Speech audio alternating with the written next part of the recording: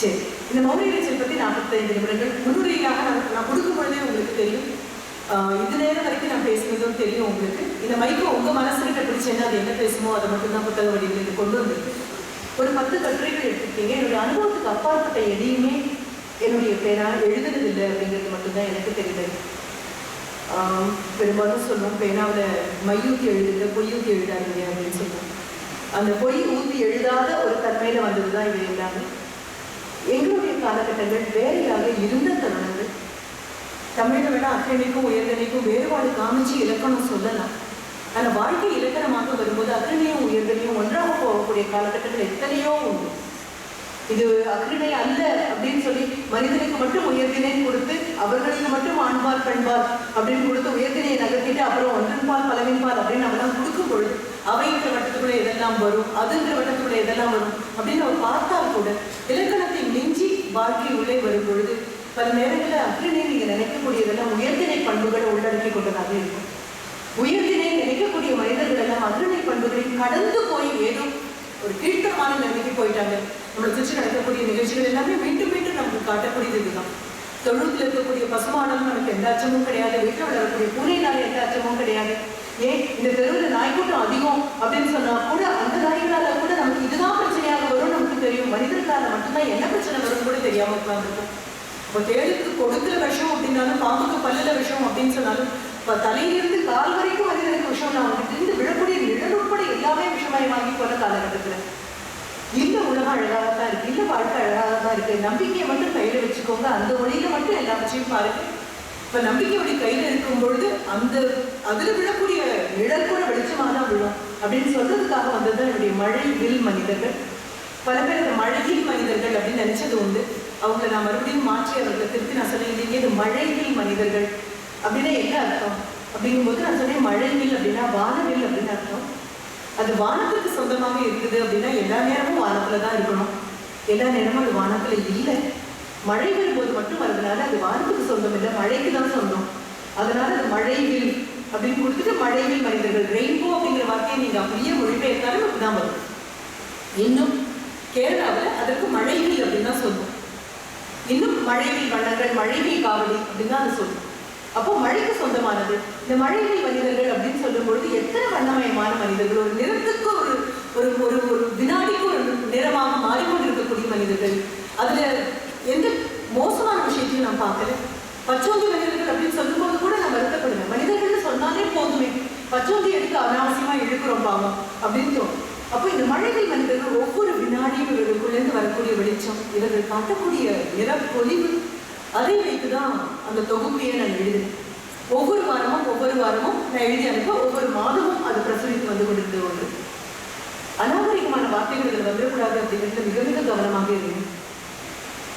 2007 என்னுடைய முதல் பதிப்பு வந்தது ஒரு 16 கட்டுரைகளோடு. அப்புறம் 32 கட்டுரைகளோடு வரும்பொழுது 2008, மீண்டும் அது மறுபதிப்புக்கு வரும்போது 2009, அதுவே தான் மீண்டும் மீண்டும் பண்ணிட்டு இருந்தது. அதுக்கப்புறம் ஒருவேளை நான் அதிகமாக பேச ஆரம்பிச்சதுனால எழுத ஆரம்பிக்கையோ என்னமோ எனக்கு பேச்சும் எழுத்தும் என்னை பொறுத்த வரைக்கும் ஒரே ஊற்றுக்கண்ணிலேருந்து வெளியில வர்றதுனால நான் இன்னும் நினைக்கிறது ஒரு வருஷம் அஞ்ஞாதவாசம் போனேன்னா ஏதோ 5 வரியாவது எழுதுவேன். நான் பேசாமல் இருந்தால் ஊர் உருப்படும் அப்படிங்கிறது நினைக்கிறது கூட உண்டு. ஸோ இது இந்த 10 ரொம்ப அழகான தேர்வாக இருக்கு. இதில் நான் பயன்படுத்திருக்கக்கூடிய மொழியை பற்றி முதல்ல சொல்லிடுறேன். இப்படி ஒரு மொழி வழக்கு உங்களை விட்டு வழக்கொழிந்து போன ஒரு மொழி வழக்கு. உங்களுடைய ஆசிரியர்களுக்கு அது பரிச்சயமாக இருக்கலாம், இல்லை ஆசிரியர்களும் 1990க்கு அப்புறம் பிறந்தவர்களோ அல்லது 80க்கு அப்புறம் பிறந்தவர்களாக இருந்தால் இந்த மொழி வழக்கு அவர்களை விட்டும் போயிருக்கக்கூடிய வாய்ப்புகள் அதிகமாக இருக்கு. ஆங்கிலம் கலந்த தமிழ் உங்களுடைய மொழி வழக்கு கூட வரலாம். ஆனால் இதற்கு முன்னால போன மொழி வழக்கு 20ஆம் நூற்றாண்டினுடைய 50களிலிருந்து 20ஆம் நூற்றாண்டு முடியும் வரை இருந்த ஒரு மொழி வழக்கு அப்படின்னு ஒன்று இருந்தது. இந்த மொழி வழக்கு அப்படின்னு நான் சொல்லக்கூடிய வார்த்தையோ அல்லது வழக்காடல் அப்படின்னு சொல்லக்கூடிய வார்த்தையோ இல்லை குழப்பம் அப்படிங்கிற வார்த்தையோ கூட உங்களுடைய வாழ்க்கை குழப்பத்தில் இருக்காது எனக்கு தெரியாது.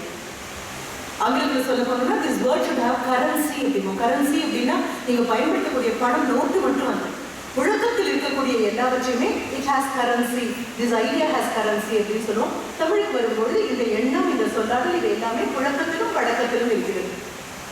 மணிப்பிரபாத நடை அப்படின்னு ஒன்று விவிலியத்தில் இருக்கக்கூடிய ஒரு எழுத்து நடையாக தான் அது இருக்கும். என்னுடைய மாணவர்களுக்கு மொழிபெயர்ப்பு அப்படின்னு ஒன்று கொடுத்த போது The Tale of Two Cities அப்படின்னு கொடுத்த போது எல்லா குழந்தைகளும் 2 நகரங்களின் கதை, 2 நகரங்களின் கதை அப்படின்னு மட்டுமே மொழிபெயர்த்திருந்த பொழுது ஒரு பெண் குழந்தை மட்டும் 2 அப்படின்னு அந்த குழந்தை மொழிபெயர்த்த அடுத்த நிமிஷம் கேட்டேன், அம்மா உதவினாங்க அப்படின்னு. என்ன காரணம் அப்படின்னா, விவிலியத்தில் வரக்கூடிய வார்த்தை பட்டணம் அப்படின்னு சொல்லக்கூடியது. கெட்டும் பட்டணம் சேர் அப்படிங்கிற அந்த ஒரு மொழி வழக்கு கூட இப்ப நம்ம கிட்ட இல்லை. எல்லாமே பட்டணம் ஆனதுனாலையும் எல்லாருமே கெட்டு போனதுனாலையும், கெட்டு போறதுக்கு பட்டணம் சேர வேண்டாம், பட்டணம் சேர்ந்தவங்க அத்தனை பேருமே கெட்டு போய் தானே உட்காந்துருக்கோம் அப்படின்னு வந்துட்டோம். காரணம் அந்த அளவுக்கு நம்மளை மாற்றி போட்டு அந்த பட்டணம்ங்கிற வார்த்தை விவிலியத்தில் இருக்கக்கூடியது. அப்போ விவிலியத்தில் இன்னும் புழக்கத்தில் இருக்கக்கூடிய மணிப்பிரவாள நடை, நாங்கள் குழந்தைகளாக உங்க வயசுல இருந்த பொழுது இருந்த மணிப்பிரவாள நடை, அதுதான் இதனுடைய மொழி வழக்காக இருக்கும். பல நேரங்களில் உங்களுக்கு அது பெரிய தடங்கலாக கூட இருக்கலாம். இது என்னன்னு எனக்கு புரியலையே அப்படின்னு கேட்கலாம். அப்படி புரியலங்கும் பொழுது வீட்டில் உங்களால கேட்டு தெரிந்து கொள்ள முடியும்னா ரொம்ப நல்லதாக இருக்கும். ஏன்னா அந்த வார்த்தைகள் அவ்வளவு சுலபமாக இயல்பாக இலக்கியத்துக்குள் வந்து போன வார்த்தைகள். அது என்னுடைய முதல் நான் உங்ககிட்ட சொல்ல வேண்டியது. இரண்டாவது விஷயம், அந்த மொழி நடைன்னு ஒண்ணு இருக்கு. நேரட்டிவ் அப்படின்னு சொல்லுவோம், எப்படி சொல்றது அப்படின்னு சொல்லி.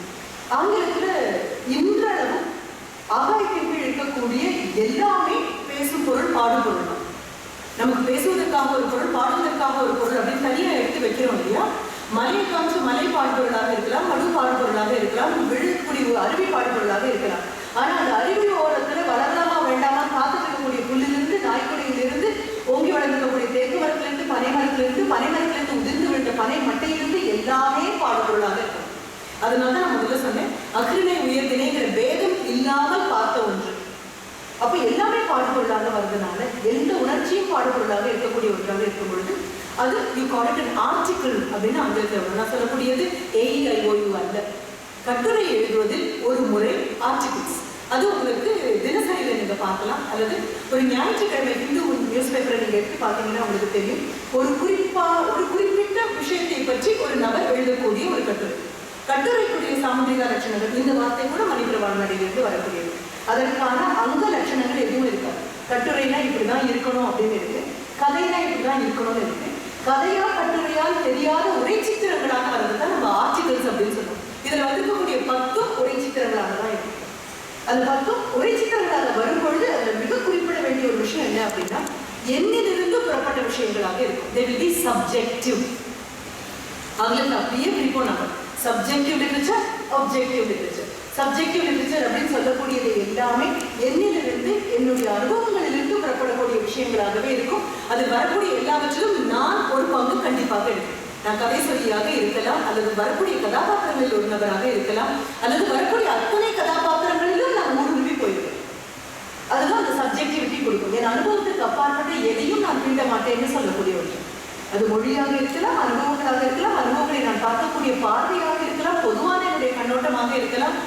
அது கம்பனுக்கு இருந்தது, வள்ளுவனுக்கு இருந்தது, ஷேக்ஸ்பியருக்கு இருந்தது, மில்டனுக்கு இருந்தது, சார்ல்ஸ் டிக்கன்ஸுக்கு இருந்தது. சமகால எழுத்தாளர்களை பார்க்கணும் அப்படின்னா சுந்தர ராமசாமியினுடைய படைப்பில் அது ரொம்ப சுலபமாக நீங்க பார்க்கலாம். ஜெயகாந்தனுடைய படைப்பில் அதோட சுலபமாக பார்க்கலாம். ஜெயகாந்தன் கிட்ட அப்படி ஒரு கேள்வி கூட கேட்டாங்க, எல்லா கதாபாத்திரங்களுக்குள்ளேயும் உங்களை காண்றோமே அப்படிங்கும் பொழுது ஒரு சிரிச்சுட்டே சொன்னது, எனக்கு சுயம் பறந்துபட்டது அப்படின்னு சொன்னாங்க. சுயம் அப்படின்னா ஒரு நபருக்குள்ள அடங்கி இருக்கக்கூடியது சுயம்னு சொல்றோம். ஒரு படைப்பாசிரியருடைய சுயம் அவரோடு அடங்கி இருக்காமல் அவர் உருவாக்கக்கூடிய எல்லாவற்றிலும் வறுமையானால் அந்த சுயம் பறந்துபட்டது. அவருடைய எல்லா கதாபாத்திரங்களுமே அவங்க இருப்பாங்க. அப்படி எடுக்கும் பொழுது இந்த 10க்குள்ளேயும் என்னுடைய குணாம்சங்கள் எப்படியாவது வரும். அது மலையாக இருக்கலாம், மரமாக இருக்கலாம், மொட்டை மாடியாக இருக்கலாம், பறனாக இருக்கலாம், தும்மலாக இருக்கலாம், தூக்கமாக இருக்கலாம். எல்லாவற்றுக்குள்ளும் ஊடுருவி வெளியில வரக்கூடிய ஒன்று. அப்ப நான் தூங்கும் பொழுது, தூக்கத்தை பத்தி நான் எழுதும் பொழுது அது நான் இல்லாம இருக்க முடியாது. பறனை பத்தி எழுதும் பொழுது அந்த பறனுக்குள்ள நான் இல்லாம இருக்க முடியாது. பறன் கிட்ட ஒரு ஒளிவு பெருக்கியை கொடுத்து எங்க பேசு அப்படின்னா அது என்ன பேசுமோ, தர்மராஜ் கட்டுரை எழுதுனா அது என்ன எழுதுமோ அதுதான் என்னுடைய எழுத்தாக இருக்கும். வீட்டுல வளர்க்கக்கூடிய ஒரு நாய்க்குட்டி அதோடைய பார்வையில் இருந்து உலகத்தை பார்த்தா எப்படி இருக்குமோ அந்த மாதிரி இருக்கும். அம்மா கிட்ட இருக்கும் பொழுது இந்த தலைப்பை பார்க்கலாம், அவங்களுக்கு தெரியும். பெரும்பாலும் முரண் நகையாகவே இந்த தலைப்புகள் எல்லாமே அமைந்திருக்கு. அந்த மொத்த புத்தகத்தை பார்த்துருந்தீங்கன்னா அதுல ஒரு கட்டுரையுடைய தலைப்பு வட்டத்தின் மூலையில் அப்படின்னு. வட்டங்களுக்கு மூலைகள் கிடையாது, சதுரங்களுக்கு உண்டு. நீங்க அது எந்த மாதிரி எடுத்தாலும் அதுக்கு எல்லாமே மூலை உண்டு. மூலைங்கிற வார்த்தைக்குள் வரவே வராது வட்டம் தான். ஆனா வட்டத்துக்கு ஒரு மூலையை அவங்களால கண்டுபிடிக்க முடியும் அப்படின்னா வட்டத்தின் மூலையில் அப்படிங்கிறது அதனுடைய. அதே மாதிரி மௌனமாக இருக்கும்போது இறைச்சல் இருக்காது. நீங்க நினைச்சுக்கிறீங்க மௌனமாக இருக்கும்போது கேட்கக்கூடியது வெளியே கேட்கக்கூடிய இறைச்சல் அப்படின்னு. பெரும்பாலும் மௌன விரதம் அப்படின்னு நீங்களும் நானும் சொல்லும் பொழுது வாய் பேசாமல் இருப்போமே தவிர தலைக்குள்ள இருக்கக்கூடிய இறைச்சல் சாதாரணமான இறைச்சலாக இருக்காது. அப்போ கூட தோணிடும், வாயை கட்டி யார்கிட்டையாவது பேசிட்டோம்னா ஒரு நபர்கிட்ட தான் பேசிட்டு இருக்கோம். மௌனமாக இருக்கும்போது 1000 பேர்கிட்ட பேசிட்டு இருக்கோம் தலைக்குள்ள. இறைச்சல் இங்கே இருக்கக்கூடிய ஒன்றாக இருக்கு.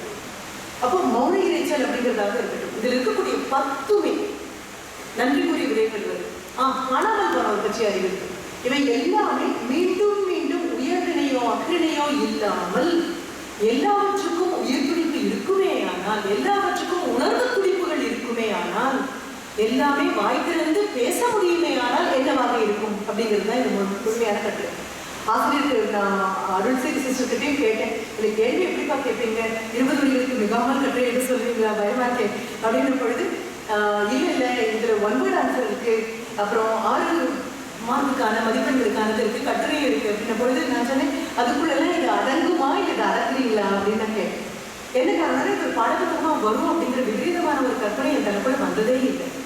இருந்தாலும் உள்வினை உடுத்து வந்து ஊட்ட நீங்கள் உங்க விதியில தெய்வம் வெறும் நீங்க சாப்பிடக்கூடிய அரிசி பறிக்கல் எழுதாம நீங்க படிக்கக்கூடிய பாடத்திட்டத்திலையும் என் பேரை எழுதி வச்சதுனால வந்திருக்கக்கூடிய ஒன்றாக இருக்கு. இதுல முதல்ல நான் தொடங்கி இருக்கக்கூடிய அந்த கட்டுரை பார்த்தீங்க அப்படின்னா அதுதான் மழையில் மனிதர்கள் அப்படிங்கிறதுக்கான தொடக்க கட்டுரை. அதுதான் புத்தகத்தின் என்னுடைய புத்தகத்தின் மொத்தமாகவும் இருந்தது. அதுதான் அந்த மழையில் மனிதர்கள் கூடவே அனுபவத்தின் வந்தது. சொல்ல வரக்கூடிய செய்தி என்ன அப்படின்னா, மிக மிக சாதாரணங்கள் நீங்க கண்ணால கண்டும் காணாமல் போகக்கூடிய விஷயங்கள் எல்லாம் அசாதாரணமானவை அப்படிங்கிறது தான் மொத்த புத்தகத்தின் ஒற்றை வரிக்கு. இதெல்லாம் ரொம்ப சாதாரணப்பா, இதெல்லாம் பெரிய விஷயமா அவங்க சொல்லும்போது கூட சொன்னாங்க, சாதித்தவர்களை சரித்திரம் படைக்க முடியும் அப்படின்னு. யார் சொன்னாங்க? சாதிக்காதவர்கள் படைத்த சரித்திரத்தை விட சாதித்தவர்கள் படைத்த சரித்திரம் மிகவும் மிகவும் குறைவு.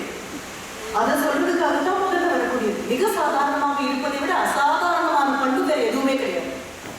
நம்ம எல்லாம் அசாதாரணமா இருக்கணும் அப்படிங்கிற முயற்சி இருக்குதான் சாதாரணத்தோட கீழே போயிடும்.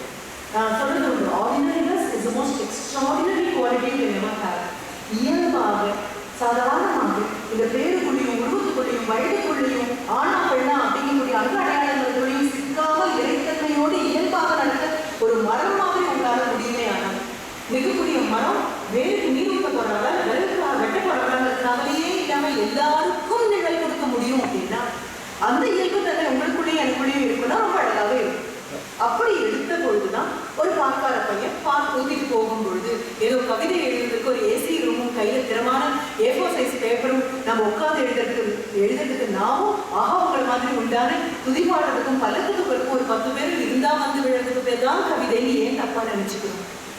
கவித்துவம் என்பது வார்த்தைகளில் எங்க வந்தது? கவித்துவம் என்பது எண்ணங்கள் சார்ந்தது தானே. அப்போ there is poetry in your thought அப்படின்னா இயல்பாக எழுதுற வார்த்தைகள் வரிசையாக வந்து உட்காரும். உரைநடை எப்படி கவிதையா மாறுது அப்படின்னா உடைச்சு முன்னுக்கு பின் எழுதுறது அல்ல. அவன் வந்தான் அப்படின்னா உரைநடை, வந்தான் அவன் அப்படின்னா கவிதைன்னு யார் சொன்னாங்க? ரெண்டுலையும் வந்தாலும் இருக்கு அவனும் இருக்கு.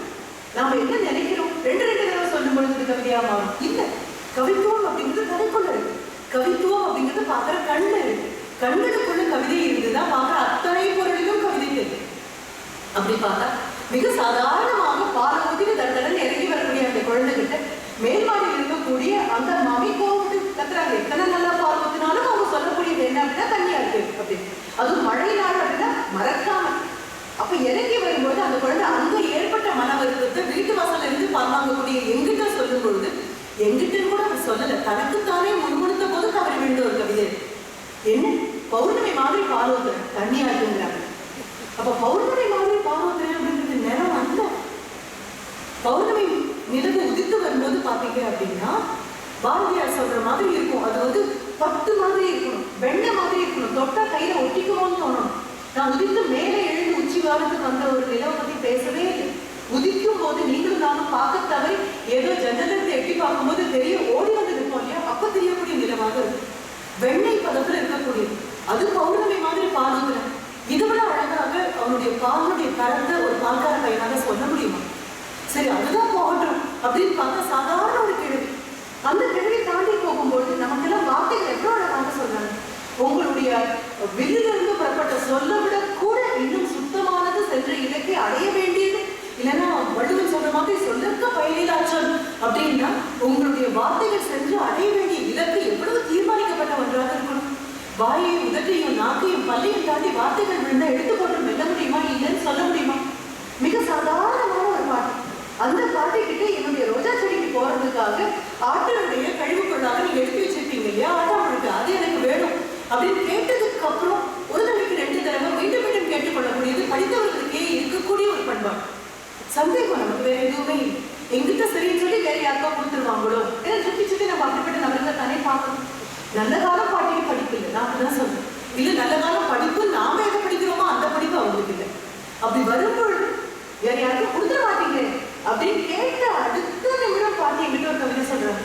கவிதையும் கூட அவங்களுக்கு தெரியாது. அவங்க சொல்றது நான் பூவுதான் 2 பூக்கும், நான் 2 பேசுமா அப்படின்னு கேட்டுட்டு போறாங்க. அவங்க போனதுக்கு அப்புறமா என் மனது கூட உட்கார்ந்து எத்தனை அழகாப்பா, பூவு 2 பூக்கும், நான் 2 பேசுமா அப்படின்னா நாம என்னன்னு சொல்லுவாங்க, இன்டகிரேட்டட் இண்டிவிஜுவல் சொல்றோம். வாயால் சொன்னா வாய்மை, உடலால் இருந்த மெய்மை, உள்ளத்துல இருந்த உண்மை பிரிச்சு தமிழ் காண்பிக்கும். ஆனால் அத்தனையும் நம்ம ஒரு நாள் கூட உள்ளத்துக்கு கொண்டு போறதே கிடையாது. உடம்பு சொல்றது ஒண்ணு, வாய் சொல்றது ஒண்ணு, மனசு சொல்றது ஒண்ணு, இருக்க போகத்தானே யாருக்கும் விட முடியல. உடம்பும் வாயும் உன்னுடைய ஆன்மாவும் ஒரு விஷயத்தை மட்டும்தான் சொல்லும் அப்படின்னு சொன்னா, அது இந்த பாட்டி சொன்ன மாதிரி பூவுதான் 2 பூக்கும், நான் 2 பேசுவாப்பா கேட்டு போயிட்டாங்க. இடிச்சு போய் உட்கார்ந்தது நான் தான். என்னுடைய தராசுல நான் எப்படி எல்லாரையும் அளக்க போச்சு, என்னுடைய பார்வையில நான் எப்படி எல்லாரையும் அளக்க போச்சு, என்னுடைய உயரத்தை வச்சு மற்றவர்கள் நான் எப்படி வெட்டி சாய்க்க போச்சுன்னு புரிஞ்சது அப்பதான். சரி, அதுக்கப்புறம் வகுப்பில் என்னுடைய மாணவர் எவ்வளவு அழகாக எனக்கு ஒரு மாற்றி கொடுத்தார். மறுபடியும் மறுபடியும் நான் மீண்டும் மீண்டும் சொல்லக்கூடிய எல்லாருக்கும், ஆசிரியர்களுக்கும் குழந்தைகளுக்கும் அத்தனை பேருக்கும் சொல்லணும். நம்மளை பொறுத்த வரைக்கும் ஒரு கணிப்பு உண்டு. குழந்தைகள் எல்லாம் வெறும் கல்லாக வர மாதிரியும், ஆசிரியர்கள் அவரை செதுக்கி செதுக்கி சிற்பங்களா மாற்றி வெளியில அனுப்புற மாதிரியும் நம்ம மீண்டும் மீண்டும் நம்பிட்டு இருக்கோம். அந்த கதையை கொஞ்சம் கூட மாற்றி பார்க்கலாம். ஆசிரியர் படையில முதல் வருடம் சேர்ந்த போது நானும் வெறும் கல்லாதான் இருந்தேன். வெறும் கல்லாதான் இருந்தேன். என் குழந்தைங்க அத்தனை பேரை செதுக்கி செதுக்கி செதுக்கி 35 வருஷத்துல ஒரு ஆசிரியர் உருவத்தை கொண்டு வரது கூட நான் 12 ரூபாய் வச்சு வெளியில வருவேன். அப்போ ஆசிரியர் எப்படி குழந்தைங்களை செதுக்குறாங்களோ அதே மாதிரி குழந்தைகளும் தங்களை அறியாம ஆசிரியர் செதுக்குறாங்க. குழந்தைகளுடைய நல்ல வார்த்தைகள், குழந்தைகள் அண்ணாந்து பார்க்கக்கூடிய பார்வை, குழந்தைகள் நம்ம நம்புறாங்கிற விஷயம், இது அத்தனையும் வேற வழியே இல்லாமல் ஆசிரியர்ங்கிற அந்தஸ்துக்கு என்னை கட்டாயப்படுத்தி மேல கொண்டு போகும்.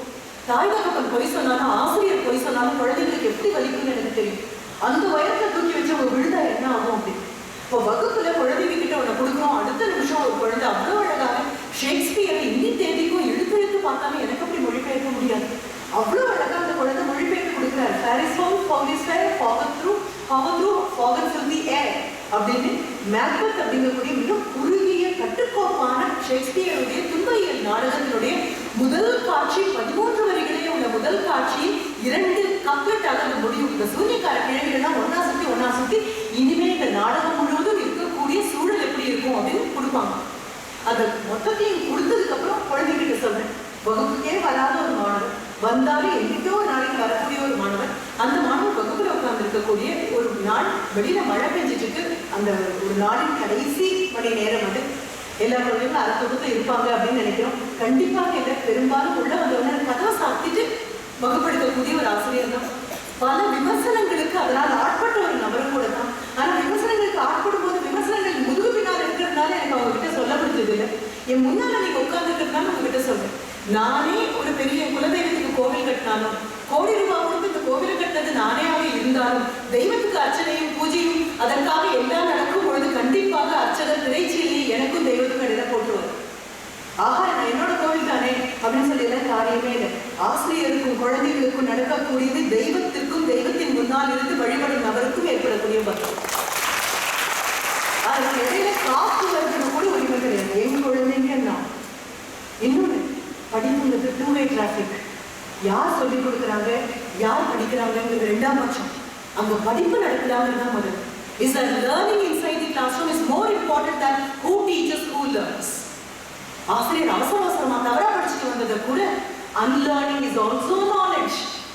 அதுவும் கல்விதான். அவசரமாக தவறாக புரிந்தும் புரியாமல் தாண்டி வந்த ஒரு விஷயத்தை ஒரு குழந்தை எழுந்திருச்சு நின்று எனக்கு இந்த சந்தேகம் வருதுன்னு ஒரு கேள்வி கேட்கும் போது படியில தெரியும் படித்தியும் அப்படின்னு பாரதி சொல்ற மாதிரி ஆசிரியருடைய குழப்பமும் அந்த நீங்களும் ஆசிரியருக்குள்ள ஒரு பதில் ஒரு விஷயமே அந்த குழந்தை கேட்ட கேள்வியோட தெரிய வந்திருக்கலாம். அப்படி ஒரு குழந்தை அந்த ஆசிரியர் பார்க்காம கூட இருந்திருக்கலாம். கொடுத்த அடுத்த நிமிஷம் என்னுடைய மாணவர் எழுந்து நின்று எப்ப நடந்த சம்பவம் எனக்கு இன்னும் தலைக்குள்ள நெருப்புல இருக்கு. மூடுமணி இருட்டுல, மோசமான காத்துல, நல்லதெல்லாம் கெட்டதா, கெட்டதெல்லாம் நல்லதா அப்படின்னு அந்த பையன் சொல்லி முடிச்சு அடுத்த நிமிஷம் வகுப்பு பூரா பெரிய கிளாஸ் இருந்து எத்தனை தடவை பார்த்தாலும் அப்படி ஒரு மொழிபெயர்க்க முடியாது. ஏன்னா அப்பதான் நான் சொல்லியிருந்தேன் குழந்தைங்கிட்ட, ஷேக்ஸ்பியர் தயவு செஞ்சு லண்டன்ல இருந்து எடுத்து எடுத்து நம்ம கல்லூரிக்கு பக்கத்தில் இருக்கக்கூடிய சின்னியம்பாளையத்துல உட்கார வைங்கப்பா, சின்னியம்பாளையத்துல பேச்சு வழக்கில் இருக்கக்கூடிய மொழியில மொழிபெயர்க்க முடியுமா பாருங்க அப்படின்னு அடுத்த நிமிடம் அவங்க நூலகத்தில் இருக்கக்கூடிய தமிழையும் வெளியில கொண்டு வந்து அன்றாட மனிதனின் புழக்கத்தில் இருக்கக்கூடிய தமிழ் கொண்டு வந்து 3 மணி இருட்டுல மோசமான காத்துல நல்லதில்ல கெட்டதா கெட்டதில்ல நல்லதா, இதை விட அருமையான மொழிபெயர்ப்பு இன்னும் 10 பட்டங்கள் வாங்கின நபராக கூட முடியாது. அதனாலதான் நான் சொல்றேன், மழையில் மனிதர்கள் ஒவ்வொரு குழந்தைக்கும் ஒருத்தருடைய கணிப்பு ஒரு மாதிரி இருக்கும். சாதாரணமாக வீட்டு வாசல ஆடு மேய்ச்சிட்டு போகக்கூடிய பெண்ணை பத்தி உங்களுடைய கற்பனை வேறையாக இருக்கும். வீட்டுக்கு கொண்டு வந்து கார்பெட்டை போடக்கூடிய பையனை பத்தி உங்களுடைய கற்பனைகள் வேறையாக இருக்கும். ஒண்ணு புரிஞ்சுக்கணும், என்ன எல்லாருக்குள்ளேயும் இறைத்தன்மை இருக்குங்கிறது சத்தியமும் சாத்தியமும் ஆகும் பட்சத்தில் யாரையும் எடை போடக்கூடிய உரிமை நமக்கு கிடையாது. அதுதான் மறுபடியும் மறுபடியும் 10 நீங்க படிக்கும் போது உங்களுக்கு வரக்கூடிய இருக்கும். 1-2 மட்டும் நான் சொல்றேன், எப்படி படிக்கணுங்கிறதுக்குள்ள போயிட்டீங்க அப்படின்னா கவியுடன் காண்கிறாதாராக இல்லாம இதைத்தான் இங்க சொல்ல வராங்களா. இப்ப நம்ம சொல்றோம் கலாச்சார சீரழிவு அப்படிங்கிறது ஏதோ கலாச்சாரத்தில் கடையில் இருக்கக்கூடிய பொருள் மாதிரியும் அது சீரழிஞ்சு வரதை பார்க்குற மாதிரியும் நம்ம சொல்றோம். காணாமல் போனவங்க பற்றிய அறிவிப்பு எழுதப்பட்டு சுலபமாக 12-13 வருடத்துக்கு மேலே போயாச்சு. இந்த காணாமல் போனவங்க பற்றிய அறிவிப்பு அப்படின்னு சொல்லும் பொழுது தொடங்குறது 2 விஷயம் காணாம போச்சு. வீட்டில் உள்ள முதியவர்கள் காணாம போயிட்டாங்க, குருவிகள் காணாம போச்சு, அப்படிதான் தொடங்குது. ஊருக்குள்ள குருவியே காணாமப்பா. இப்ப நீங்க மொபைல் போனை வச்சுட்டு இந்த டவர் மாதிரி குருவி காணாம போச்சு, தொடங்கியது ரொம்ப காலம் முன்னால, ரொம்ப வருடங்கள் முன்னால. காணாமல் போறது அப்படிங்கிறது திடீர்னு எல்லாம் காணாம போகாது. காணாமல் போன விஷயத்தை திடீர்னு நீங்க ஒன்று அனுப்பாங்க, நிதானமா தான் காணாம போகும், ஒத்தொத்தியா தான் காணாம போகும். கலாச்சாரமும் இப்படிதான் போச்சு. இதனால என்ன பரவாயில்ல, இதனால என்ன பரவாயில்ல அப்படின்னு எல்லாரும் நடமாடக்கூடிய பொது சாலையில திடீர்னு பாக்குறீங்க ஒரு பாட்டியமா ஒரு சின்ன கொடையை வச்சுக்கிட்டு அந்த கொடையில 1000 கந்தல் இருக்கு, ஒட்டு போட்ட கொடைக்கு கீழே இழந்த வடையும் இல்ல நெல்லிக்காயும் வித்துட்டு இருக்காங்க. ஐயோ பாவம், இந்த வயசுல கூட அந்த பெண்மணி உழைக்கிறாங்க அப்படின்னு தான் அதுல தோணுமே தவிர வாகனங்கள் போகக்கூடிய இந்த பொது சாலையில் வாகனங்கள் போக்குவரத்துக்கு இடையூறாக உட்கார்ந்து ஒரு நாளைக்கு தோணும். திஸ் இஸ் இந்தியன் சைக்கி அப்படின்னு சொல்லுவோம். நம்மளுடைய இந்திய மனப்பான்மை, நமக்கு நம்மளுடைய காரூண்யம் அப்படிங்கிற பேர்ல சட்டம் ஒழுங்கை தாண்டி நம்ம பார்க்க ஆரம்பிக்கும். அதான் 4 பேர் ஒரு பைக்ல போனா பரவாயில்லன்னு நம்ம நினைக்கக்கூடியது அதுதான். அப்போ அந்த பாட்டி உட்காந்துக்கிட்ட பார்த்து பரவாயில்லன்னு சொல்றீங்க. 10வது நாள் அதே வழி நீங்க வரும்போது பார்த்தா இன்னும் 2 கடை வந்துடும். ஒரு 20 நாள் கழிச்சு வந்து பாத்தீங்கன்னா இன்னும் 4 கடையாக இருக்கும். ஒரு 2 வருஷம் வரைந்து பாத்தீங்கன்னா உங்க வண்டி போக முடியாதபடி 2 பக்கமும் கடை. அதுக்கப்புறம் அந்த கடைகளை நீங்க தூக்க ஆரம்பிச்சு அவங்களுக்கு இடப்பெயர்ச்சிக்கான எல்லாம் கொடுத்துருப்பீங்க. இதுவே முதல்ல அந்த நபர் உட்காரும் பொழுதே இது சட்டத்துக்கு புறம்பானது, 10 வருடம் கழிச்சு இது என்ன ஆகும் அப்படின்னு புரிந்திருந்ததுன்னா அதே நம்ம தூக்கிடும். இதுதான் காணாமல் போறவர் பற்றி அறிவிப்பு. இப்ப கூட்டு குடும்பம் இல்லை, கூட்டு குடும்பம் இல்லை, பெண்கள் நாம் புலம்புறதும் ஆண்கள் ஆமாம் சொன்னதை பார்த்து சிரிப்பு வருது. கூட்டு குடும்பத்தை ஒழிச்சு தொலைச்சது பெண்கள். உங்களாம் சொல்றேன், மெதுவா அம்மாக்களவே ரகசியமா கேட்டு பாருங்க, மெதுவா கேட்டு பாருங்க. அம்மா உங்ககிட்ட ரகசியம் கேட்கணும். இன்னைக்கு வந்த பெண்மணி சொன்னாங்க கூட்டு குடும்பத்தை ஒழிச்சு தொலைச்சது பெண்கள் அப்படின்னு சொல்லி. வந்த அடுத்த கால உள்ள வைக்கிறதுக்கு முன்னால கட்டுவிரல் நிழல் உள்ளவர்களுக்கு முன்னால தனி கொடுத்துரும் போயிடும் நாம அப்படின்னு இழுத்துட்டு போறது பெண்கள். தனி கொடுத்துறதுக்கு இழுத்தீங்க, இப்ப தனிமை கொடுத்துறதுல உட்காந்துருக்கீங்க. கண்டிப்பா முற்பகல் செய்யும் பிற்பகல் வராத விளையும். அப்போ வீட்டினுடைய முற்றங்கள் காணாம போச்சு அப்படின்னு நான் சொல்லும் போதே முதியவர்கள் காணாமல் போனார்கள். அப்ப அவ்வளவு பெரிய வீடு இருந்தது, அதுல தூண் இருந்தது, அதுல முற்றம் இருந்தது, தாழ்வாரம் இருந்தது. முற்றமும் தாழ்வாரமும் இருக்கும் பொழுது தானியங்களை புடைச்சு நேற்று சுத்தம் பண்றதுக்கு ஒரு அத்தையும் மாமியும் சித்தியும் இருந்தாங்க. அவங்க சுத்தம் பண்ணி தள்ளக்கூடிய அந்த குருணை அரிசியை எடுக்கிறதுக்காக குருவிகள் உள்ள வரும். அப்ப காணாமல் போனது வெறும் முற்றம் மட்டுமல்ல, குருவிகள் மட்டுமல்ல, ஒரு கலாச்சாரம் ஒரு பண்பாடும் காணாமல் போக அபார்ட்மெண்ட் வீடுகள் உள்ளுக்குள்ள வர. அபார்ட்மெண்ட் வீடுகள் எனக்கு அத்தையும் மாமியும் சித்தியும் பாட்டியும். அபார்ட்மெண்ட் வீடுகள் அம்மா அப்பாவும் பண்ணி இருந்தா போதுமே. இப்படித்தானே கொஞ்சம் கொஞ்சமா எங்கேயும் இந்த பட்டர்ஃப்ளை எஃபெக்ட் அப்படின்னு சொல்லுவோம். எங்கோ உன்னை வெட்டி விட்டீங்க அப்படின்னா 10 வருடம் கழிச்சு இங்கே நீங்க வெட்டி விட்டதோட impact will be felt elsewhere. எங்கோ ஒரு இடத்துல தெரியும். இப்போ ஒரு பெரிய வீடு, முற்றம் இருக்கக்கூடிய வீடு, தூண்கள் இருக்கக்கூடிய வீடு, தாழ்வாரங்கள் இருக்கக்கூடிய வீடு அப்படின்னா செட்டிநாடு போனப்பா, செட்டிநாடு பெரிய பெரிய வீடுகள் தான் இருக்கு அப்படின்னு பிஆர் பண்ணக்கூடிய குழந்தைகள் எல்லாம் கூட்டிட்டு போய் காண்பிக்கும். இப்படிதான் ஒன்றொன்னு எழுந்துட்டு வரும். இப்படியே நான் குழந்தை வளர்ப்பு நான் வரும்பொழுது ஒரு பெண்மணி என்கிட்ட போன்ல கேட்கறாங்க, 3ஆம் வகுப்பு படிக்கக்கூடிய என்னுடைய குழந்தைக்கு நான் எப்படி வளர்க்கறது? நான் சொன்னேன், நீங்க ஒண்ணு பண்ண விட்டாலே போதும், இந்த குழந்தை தன்னை போல வளர்ந்துடும், தயவு செஞ்சு போட்டு கசக்காதீங்க. இல்ல மேடம், காலையில டிவியில பார்த்து யோகா பயிற்சி நான் கொடுக்குறேன். நான் சொன்னேன், டிவியை பார்ப்பீங்களா, யோகா பயிற்சி கொடுப்பீங்களா? ஏன் உங்க குழந்தை ரொம்ப உடல் பெருமனாக இருக்கானா? இல்ல மேடம், நல்ல ஒடிசலாக இருப்பான், பள்ளிக்கூடம் அவன் ஓடி ஆடி விளையாடுவான். அப்புறம் ஏன்பா குழந்தைய கஷ்டப்படுத்துறீங்க? அப்போ விளம்பர அப்பாக்களாக நம்ம மாறணும், விளம்பர அப்பாக்களாக மாறணும். அப்போ வேண்டாம், இப்போவாவது ஏதோ புரியுற குழந்தைங்க 4 பேர் வந்து உட்காந்துருக்கீங்க, நான் பேச போறேன் அப்படின்னு கேட்டா வயிற்று குழந்தையோட இருக்கிற ஒரு 2 வயசு குழந்தைய கூட்டிட்டு வந்து அவங்க பேசுறது கேளு அப்படின்னு சொல்லும்போது எனக்கு ரொம்ப வேதனையாகும். எதுக்கு கேட்கணும்? என் பேரை கேட்க மாட்டாமா? அப்புறம் அதுக்கு ஒரு பக்குவம் வர வேண்டாமா? அதுக்கு ஒரு வயசு வர வேண்டாமா? கதையை திறந்து அத்தனை ஞானத்தையும் உடனே உள்ள போட்டு 3-4 நிமிஷம் ஒவ்வொரு குழந்தை தலைப்பினாலையும் ஒளிவட்டம் தெரிவிக்கணும்னா என்ன எங்க போய் நிற்கிறோம்? நாம இப்போ அம்மா கண்டிப்பா போய் கேட்டுப்பாங்க, கூட்டு குடும்ப முறையாட்டுக்கு நீங்க என்ன காரணமாக இருந்தீங்க? நீங்க எப்படி வச்சா முடியும் கொண்டு நான் முடியும் வாழ மாட்டேன்னு சொன்னீங்க, நீங்க எப்படி நான் கூட வாழ மாட்டேன்னு சொன்னீங்க, நீங்க எப்படி உங்களுடைய பிரசவத்துக்கு மாமியார் வீட்டுல இருந்து அம்மா வீட்டுக்கு வர எல்லாரும் வளைகாப்பு போட்டோட எல்லாரும் சந்தோஷமாக உங்களை இருக்கு, உள்ளுக்குள்ள இருக்கக்கூடிய குழந்தை சந்தோஷமாக இருக்கணும்னு உங்களை சிரிக்க வைக்க, பாட வைக்க, பலகாரம் கொடுக்க, நல்ல உணவு கொடுக்க, உங்களுக்கு அமைதியும் ஆனந்தத்தையும் கொடுக்க உங்கள் தொப்புள்படி வழியாக உணவு மட்டும் போகலையே அம்மா, உங்க உணர்வுகளும் சேர்ந்துதானே போச்சு. என்ன பண்ணினீங்க? முற்றங்களும் குருவிகளும் முதியோர்களும் தொலைத்து தலைமொழிக்கு விட்டு ஒரு தலைமுறை அடுத்த தலைமுறையை பார்த்து குற்றம் சொல்லிச்சு. நாங்க சொல்லிட்டு இருக்கோம் நம்மளை பார்த்து, இந்த குழந்தைங்க சரியே எப்பப்பா கையில மொபைல் வச்சிருக்காங்க, மொபைலை கண்டுபிடிக்கிறதுல உங்களுக்கு எந்த விதமான பங்கும் கிடையாது. அதுல வரக்கூடிய சகதிக்கும் நான் வரும்போதை கணவர்கிட்ட கேட்டேன், பா தேர்தல் அப்படின்னு எல்லாம் கொண்டு வரும்பொழுது சகதிக்கும் சாக்கடிக்கும் எனக்கு எதை நீ தேர்ந்தெடுப்பேன்னு கேட்டா நான் என்னப்பா பண்ணுவேன் அப்படின்னு சொல்லிட்டு வந்தேன். அப்படித்தானே எனக்கு திரும்பி கையை நீட்டும் பொழுது பார்த்தா எந்த இடமும் சுத்தமாக இல்லைன்னா என் குழந்தைங்க எப்படி நான் நடத்துவேன்? எப்படி என் குழந்தைங்க முன்னால போகும்? கேவலமான பாடல்கள் எழுதி என் குழந்தைங்களுக்கு கொடுத்துருக்கேன், கேவலமான காட்சிகளை அமைத்து கொடுத்துருக்கேன். இது பரவாயில்லை, ஒரு பெண்ணை சுற்றி 10 ஆண்டு நடனம் ஆடணும், துப்பட்டா வேணும், தலைமுறை பிடிச்சி இது அத்தனையும் நான் பண்ணி கொடுத்துருக்கேன். என்ன மட்டும் தலைமுறை எங்களுக்கு முன்னால பண்ணவங்க என்ன பண்ணினாங்க? படி கட்டினாங்க, ஒரு படியை கட்டி அது மேலே ஏறி நின்றாங்க, அப்புறம் அடுத்த படியை கட்டினாங்க, அதுக்கப்புறம் அடுத்த படியை கட்டினாங்க. 15 படி கட்டினதுக்கு அப்புறம் 15வது படி மேலே ஏறி நின்றுட்டு அவங்க நினைக்கல அடுத்த தலைமுறை ஏறி வரை நீ படிக்கட்ட வேண்டாம், 15 படி ஆல்ரெடி அங்கேயே இருக்குன்னு சந்தோஷப்பட்ட முதல் தலைமுறை. அப்படித்தானே நாங்க பண்ணிருக்கணும். நாங்க 16வது படி கட்டிருக்கணும், 17வது படி கட்டிருக்கணும். படிகள் கட்டிட்டு போறவங்க இல்லை, அடுத்த தலைமுறை அதற்கு நேரம் செலவழிக்க கூடாதுப்பா, அது ஏறி வந்து 20வது படியோட நான் விட்டுட்டேன்னா 21வது படி அந்த குழந்தை கட்டுற மாதிரி இருக்கணும். அப்படித்தானே பார்க்கணும். அப்படி பார்க்காம வரும் விமர்சனங்கள் வரும்பொழுது உங்களுக்கு காண்பிக்கிறதுக்கான சின்ன ஒரு முயற்சி தான். யாராவது நர்சரி நினைப்பாடு வீட்டுக்கு வந்த உடனே கை குலுக்கு அப்படின்னு நாய்க்குடிகிட்ட சொல்லணும். ஒரு நாய் மனிதனோட எதுக்கு கை குலுக்கணும்? ஒன்னா மனித நாயோட கதையில் இருக்கணும். இல்லைன்னா நாய் வீட்டுக்கு ஒரு குடி உங்களுடைய நாய்க்குடிகள் கிட்ட என்ன சொல்றீங்க? ஷேக்கன் கொடு. திருப்பி அந்த நாய் உங்களை ஒரு தடவை பார்ப்போம், எதிரில் இருக்கிறவர் நாயானா என்ன எதுக்காக? இது நமக்கு சிரிப்பு வருது, ஆனால் நமக்கு தோணும். உருண்டு பாரு, பிறண்டு பாரு, நில்லு நிமிரு இந்த இப்படின்னு கேட்க பெக்கிங் பண்ண தத்தனை ஓடுனா ஓடு, உருடுனா ஓடு, நில்லுனா நில்லு, தத்தனையும் சொல்லிக் கொடுக்குறீங்க. அப்படித்தானே குழந்தைங்க வந்தோம்னா பாபா தாட்சிப்பாங்க, வந்தோம்னா ரியலி சிரிச்சு நம்ம எல்லாரும் உங்களுக்கு பாடத்தில் இருக்கிற மாதிரி கேள்வி வந்தோம்னா குழந்தை பேரை கேள்வி சொல்லி முடிச்சிச்சா, அப்புறம் கிளாஸ் கேள்வி சொல்லி முடிச்சாச்சா, அடுத்த ஒரு கேள்வி அபாரமான கேள்வி, திருப்பி அந்த குழந்தை எங்களுக்கு கேட்ட பதில் இருக்காது. நல்லா படிப்பியா? நல்லதா படிப்பியான்னு கேட்கணும். மூத்த தலைமுறை நல்லா படிப்பியான்னு எதுக்கு கேட்குது? தப்பான விஷயத்தை என் குழந்தைங்க நல்லா படிச்சுட்டு வராங்களேப்பா. எல்லா ஆப்பும் என் குழந்தைங்க கையில் இருக்கு. தனி வழியே போக வேண்டாம் அப்படின்னு அழுத்தம் திருத்தமா சொன்னதை என் குழந்தை புரிஞ்சுக்க மாட்டேங்குது.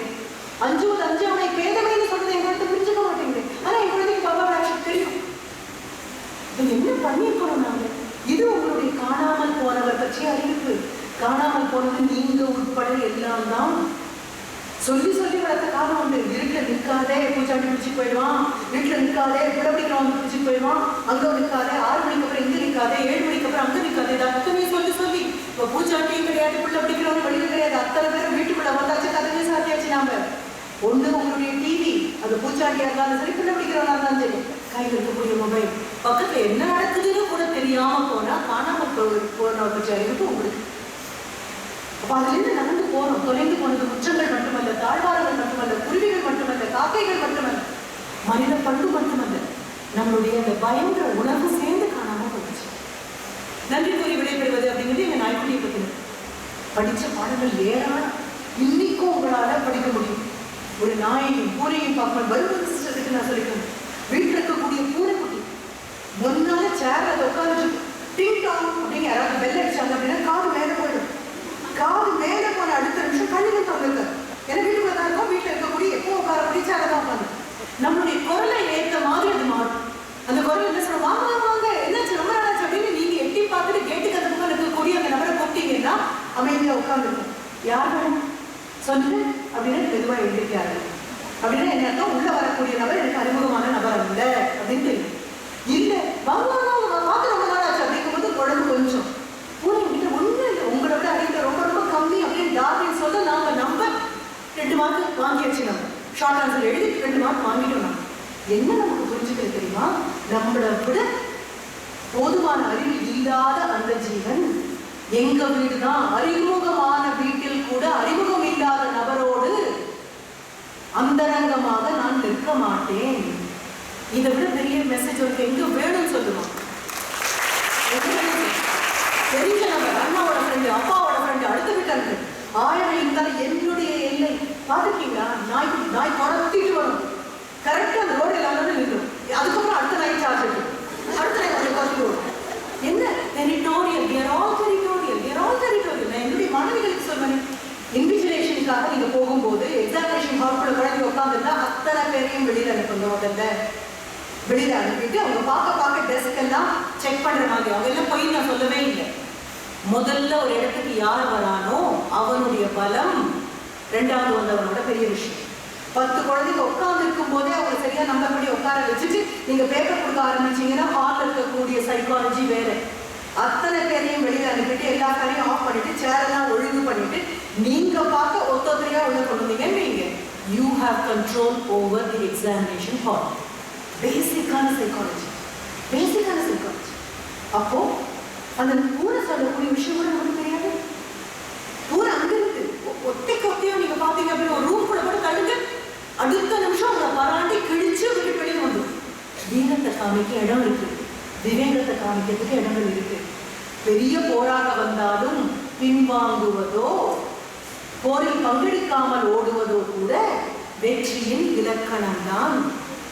நம்ம என்ன நினைக்கிறோம்? மோதி மிதித்து விடு பாப்பா அப்படின்னு அவர் பாரதி சொன்னாருன்னா, மோதி மிதிக்கிறதுக்கு முன்னால அம்மா வயிற்றுக்குள்ள இருக்கும் போதே சொல்லிருக்கணும் அச்சம் தவிர அப்படின்னு.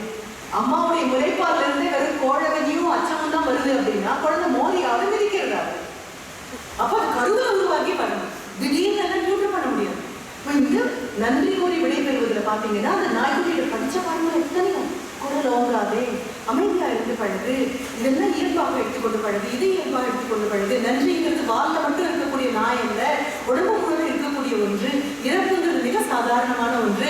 இந்த நாள் வளர்த்ததுக்கு மிகப்பெரிய நன்றி. டாக் ஷோக்கு கூட்டிட்டு போய் என்ன இதை விட பெரிய விஷயம், யார்கிட்ட யாரு எதை காண்பிக்கணும், எதற்காக ஒப்பிடணும், என்ன தேவைக்காக ஒப்பிடணும், அதுக்கிட்ட படிச்ச பாடங்கள் எவ்வளவு, எத்தனை பாடங்கள், ஒவ்வொரு நாளும் பாடம். நான் எல்லா குழந்தைகிட்டையும் சொல்றேன், கேட்பதற்கு அர்ஜுனன் போல் தயாராக இருந்தீர்கள் என்றால் யார் சொல்வதும் பகவத்கீதை தான். படைச்சவன் இறங்கி வரணுங்கிற அவசியம் கிடையாது. உங்க காதை திறந்து வைக்கணும், உங்க கண்களை திறந்து வைக்கணும். அப்போ மிக இயல்பாக அந்த வயசு வீட்டுக்கு குழந்தைங்க விட்டா எப்படி வராங்களா பிறந்த நாள் அப்படின்னா உடம்பு பூரா வாதாதான் ஆகும். அவ்வளவு சந்தோஷம் உங்களுக்கு. இறப்பு வந்து அது இறங்கி போகும்போது இறப்பு அவ்வளவு நிதானமாக அழகாக போயிட்டு வரேன்னு சொல்லிட்டு விடைபெறுவதை பார்க்க நட முடிஞ்சு. அதுகிட்ட இருந்துதான் இந்த நன்றிக்கக்கூடிய பழக்கம். இனி வள்ளுவர் கிட்ட வந்ததுன்னா உங்களுக்கு தெரியும், திணைத்துணை நன்றி செய்யணும், பனைத்துணை அவர் கொண்டு பயன் தெரியும். செஞ்ச உதவி சின்னதாக இருக்கலாம். நீங்க வரும்பொழுது அந்த இடத்துல போட்டுக்கக்கூடிய அந்த கார்பெட் கொஞ்சம் உயரமாக இருக்கலாம். ஒரு அடி உங்களுக்கு முன்னால போய் அந்த ஆர்கனைசர் மேடம் ஜாகிரதை மேடம் அப்படின்னு சொல்லலாம். நான் அங்கேயிருந்து பார்த்து நிமிர்ந்த நடையோட வந்துட்டு இருக்கலாம். கீழே கொஞ்சம் கூட பார்க்கலாம், கால் தட்டி விழுந்துட்டு போறேன்னு எனக்கு ஒரு ஸ்டெப் முன்னாடி மேடம் ஜாகிரதை அப்படின்னு சொன்னாங்கன்னா பெரிய விஷயம். ஒரு இருமல் மாதிரி இருக்கா, தண்ணி திறந்து வச்சுட்டு போறாங்களா, மிகப்பெரிய விஷயம். எத்தனை பேருக்கு நன்றி சொல்றீங்க? நன்றி சொல்லாம ஒவ்வொரு நாளும் எவ்வளவு போகும். பக்கத்துல இருந்து பரிமாணம் அம்மாவுக்கு நன்றி சொல்றது. அம்மா கிட்ட தான் தேங்க்ஸ் வேண்டாம் மேடம். யார் சொன்னது? அம்மாக்கே தேங்க்ஸ் சொல்லலைன்னா அப்புறம் உலகத்துக்கு யாருக்கு நான் சொல்ல போறேன்? படிக்க வேண்டிய பாடம் அந்த மாதிரி. அம்மாவாக இருக்கும்போது அத்தனையும் விட்டு கொடுத்தது, அப்பாவாக இருக்கும்போது அத்தனையும் விட்டு கொடுத்தது. எத்தனை குழந்தைங்க இருக்கும் உட்கார்ந்து இருக்கும்பொழுது உங்களுடைய அக்காவும் அண்ணனும் படிப்பை பார்த்துட்டு நிறுத்தி உங்களை வேலை கொண்டு வந்திருக்காங்க. ஆசிரியராக இருக்கக்கூடிய நம்ம வகுப்புகளை வரும்போது வலியும் வேதனையும் சொந்த பிரச்சனைக்கு அப்படியே தூக்கி வெளியில போட்டு உங்க முன்னால வந்து இருக்கக்கூடிய கடைசி பேச்சிலையோ முதல் பேச்சிலையோ கவனம் இல்லாமல் வகுப்பில் உட்காரால முடியும், கவனம் இல்லாமல் ஆசிரியரால் பாடம் எடுக்க முடியாது. அப்ப உடம்பு கூட கவனமா என்னை பார்த்து கிண்டலா சிரிக்கிற குழந்தையில இருந்து ஆரம்பிச்சு, என்னை பார்த்து கேலியா சிரிக்கிற குழந்தையில இருந்து ஆரம்பிச்சு, எல்போவை இப்படி பக்கத்து குழந்தை அடிச்சு இப்படி காண்கிற குழந்தையில இருந்து அத்தனை பேருக்கும் பொதுவாக ஒரு ஆசிரியர் வந்து நிற்கும் போது கழுத்துல போட்டுக்கக்கூடிய இந்த லேமியாட மாட்டிட்டு இந்த ஐடி கார்டு அது உள்ள வரும்போது கேட் கீப்பர் சொன்ன போட எடுத்து கழுத்துல இல்லைன்னா விட மாட்டேன் அப்படின்னு சொன்னா அவசர அவசரமா எடுத்து மாட்டிக்குவோம். 3 வருஷத்துக்கு காலாவதி ஆயிடும். வீட்டு ஆடையில தொங்க விடுவோம். அதுக்கப்புறம் இந்த ஆசிரியர்களை பார்த்தும் பார்க்காம போகக்கூடிய குழந்தைங்க நாங்க. அங்க அவங்க வரும்போது இங்க நம்ம பார்க்கலையா, நம்ம எங்கேயோ பார்க்கணுமா, நமக்கு கண்ணே தெரியலையா, இதெல்லாம் நம்ம பண்ணுவோம். அவங்க சிரிச்சுட்டே போவாங்க. 3 வருஷம் கழிச்சு நாங்க வரும்போது இங்க ஆசிரியர்கள் அவசரமா கிளாஸ் ஓடிட்டு இருப்பாங்க. மேம் அப்படின்னு 3 வருஷமா பார்க்காத ஒரு அத்தனை அன்பும் அப்பதான் நமக்கு வரும். ஓடி வந்து மேம் அப்படிங்கும் போது அவங்க ஹலோ எப்படிடா இருக்கேன் கிளாஸுக்கு தருவேன் அப்படின்ட்டு போனாங்கன்னா அந்த மோனிக்கு உண்டா ரைட். அப்ப நன்றிங்கிறது எப்படாமா எப்போ அதுக்கு பஞ்சாங்கம் பார்த்து பத்திரிகை வச்சு 10 பேரை கூப்பிட்டு இன்னைக்கு நான் நன்றி சொல்ல போகிறேன் அப்படின்னு சொல்ல போறீங்களா? சொல்லுங்க பார்க்கலாம். சுவாசம் மாதிரி தானே விசுவாசம், சுவாசம் மாதிரி தானே நன்றி. அன்னன்னைக்கு அன்னன்னைக்கு அன்னன்னைக்கு நான் போறதெல்லாம் சொல்றேன். Every day is a Christmas day. Every day is a day of gratitude. இன்னைக்கு ராத்திரி இன்னித்த பகையை கணக்கு முடியும். இன்னித்த ராத்திரிக்கு இன்னைக்கு சொல்ல வேண்டிய நன்றியை கணக்கு முடிச்சுட்டு படு. அடிக்கிற காத்துல பிஞ்சும் பூவும் காயும் கனியும் எனையும் விட்டா மொத்தம் மரமும் விழக்கூடிய வாழ்க்கை இது. இறுகி போன வாய்களுக்கும் ஒரு உதட்டுக்கும் பல்லுக்கும் பின்னால் இருந்து 10 நன்றி உட்கார்ந்து இருந்தா யாருக்கும் பிரயோஜனம் இல்லைன்னா. எமிலிட்டிகன்ஸ் ரொம்ப அழகா சொல்லுவாங்க, thank you behind the granite lips அப்படின்னு சொல்லுவாங்க. இறுகி கல்லா போன என்னுடைய உடல்களுக்கு பின்னால எத்தனை நன்றியை நான் மிச்சம் வச்சிருக்கேன், யாருக்கும் கொடுக்க போறேன். அன்னன்னைக்கு அன்னன்னைக்கு முடியும். அம்மாவுக்கு நன்றி சார் தாண்டிக்கிற அம்மா கேட்குமா தேங்க்யூமா ஒரு வார்த்தை ரொம்ப தேங்க்ஸ்மா. ஃப்ரெண்டு கிட்டியா உன் முகம் பார்த்து புரிஞ்சுக்கிற ஃப்ரெண்டா என்ன ஒரு மாதிரி இருக்கேன் அப்படின்னு கேட்குறாங்களா? அடுத்த நிமிஷம் நீ ஒரு மாதிரி இருக்க வேண்டிய தேவையில்லை. ஆனால் அந்த கண்ணை பார்த்தா ஏதோ வலி இருக்கிற மாதிரி ஒன்றும் எல்லாம் சரியா போயிடும் அப்படின்னு சொல்லி போறாங்களா? தேங்க்ஸ்டா அப்படின்னு ஒரு வார்த்தை சொல்லு. நன்றி சொல்லி முடிச்சு நிமிடுறது கூட நம்ம கர்வம் காணாம போயிடலாம், கரைஞ்சு போயிடும். அதை சொல்றதுக்கு தான் நன்றி கூறி கிடைக்கிறது. அதிலிருந்து பார்த்தீங்கன்னா ஒரு பரண்வாசம். வீட்டில் பரண் மாதிரி தான் இந்த கதை எல்லா ஞாபகத்தையும் எடுத்து எடுத்து எடுத்து எடுத்து போட்டு வச்சிருக்கோம். வீட்டில் பரண்டு இல்லை. இப்போ தான் பரண்டில்லா வீடுகள் தானே அப்பார்ட்மெண்ட்ல. 6 வருடம் ஒன்றை பயன்படுத்தவில்லை என்றால் நம்ம வாழ்க்கையை பயனேப்படுத்த மாட்டோம், தூக்கி வீசி விடுங்க அவ்வளோதான். எல்லாம் ஜாப்பனீஸ் கான்செப்ட் கூட வந்துட்டோம். அவங்க ஊர்ல திரும்பினாங்க என்ன அது தான் நிலம் நடுங்க. அதற்காக எல்லாத்தையும் தூக்கி வீசு எல்லாத்தையும் தூக்கி வீசு எல்லாம் எது குப்பை எது பொக்கிஷன் முடிவு பண்ண வேண்டியது நீங்க இல்லையா? நீங்க என்னைக்கோ குடிச்ச பால் வேண்டியாக இருக்கலாம், என்னைக்கோ பயன்படுத்தின ஒரு குட்டி பென்சிலாக இருக்கலாம். அதெல்லாம் பத்திரமா எடுத்து அம்மா ஒரு டப்பாவில் போட்டு வச்சிருப்பாங்க. எல்லாருக்கிட்டையும் போய் பாருங்க, போயிட்டு வட்டாடில ஒரு மகாபாரதம் இருக்கும். அதை தொடர்ந்தீங்கன்னா அதுக்குள்ள எல்லாம் வரும், எல்லாம் வரும். கிருப்ப காம்பு ஒடிஞ்சது கை ஒடிஞ்சது அதெல்லாம் அதுக்குள்ள இருக்கும். நீங்க தான் இறங்கி போனதுக்கு அப்புறம் நீங்க தான் இப்ப ஆல்பமே கிடையாது நமக்கு, எல்லாம் மொபைலுக்குள்ள வந்தாச்சு. இல்லை அந்த நீங்க பார்த்துக்குவீங்க. எங்க காலங்கள்ல ஆல்பம்னு ஒன்று உண்டு. வீட்டுக்குள்ள வந்தா எல்லா போட்டோவும் மாட்டிருக்கோம். அதை வெட்ட பின்னர் பண்ணிட்டு எஞ்சாலே இல்லாத ஒரு பெண்ணை உட்காந்துருக்கும், அதுதான் நான் அப்படின்னு நான் வேற வந்தவங்களுக்கு எல்லாம் வட்டம் போட்டு காமிப்பேன். அம்புக்குறி போட்டு தினத்தந்தி எல்லாம் வரும் இல்லையா, என்னன்னே யாருக்கும் தெரியாது. ஒரு மாதிரி மதிச்சுன்னு இருக்கும், கலங்கி மையெல்லாம் அதுல காமிப்போம். இதுதான் நான் அப்படின்னு. நீங்களா அப்படின்னு அதையும் பார்த்து நம்மளையும் பார்த்து 100 வித்தியாசங்கள் இருக்கா அப்படின்னு பார்த்துவாங்க.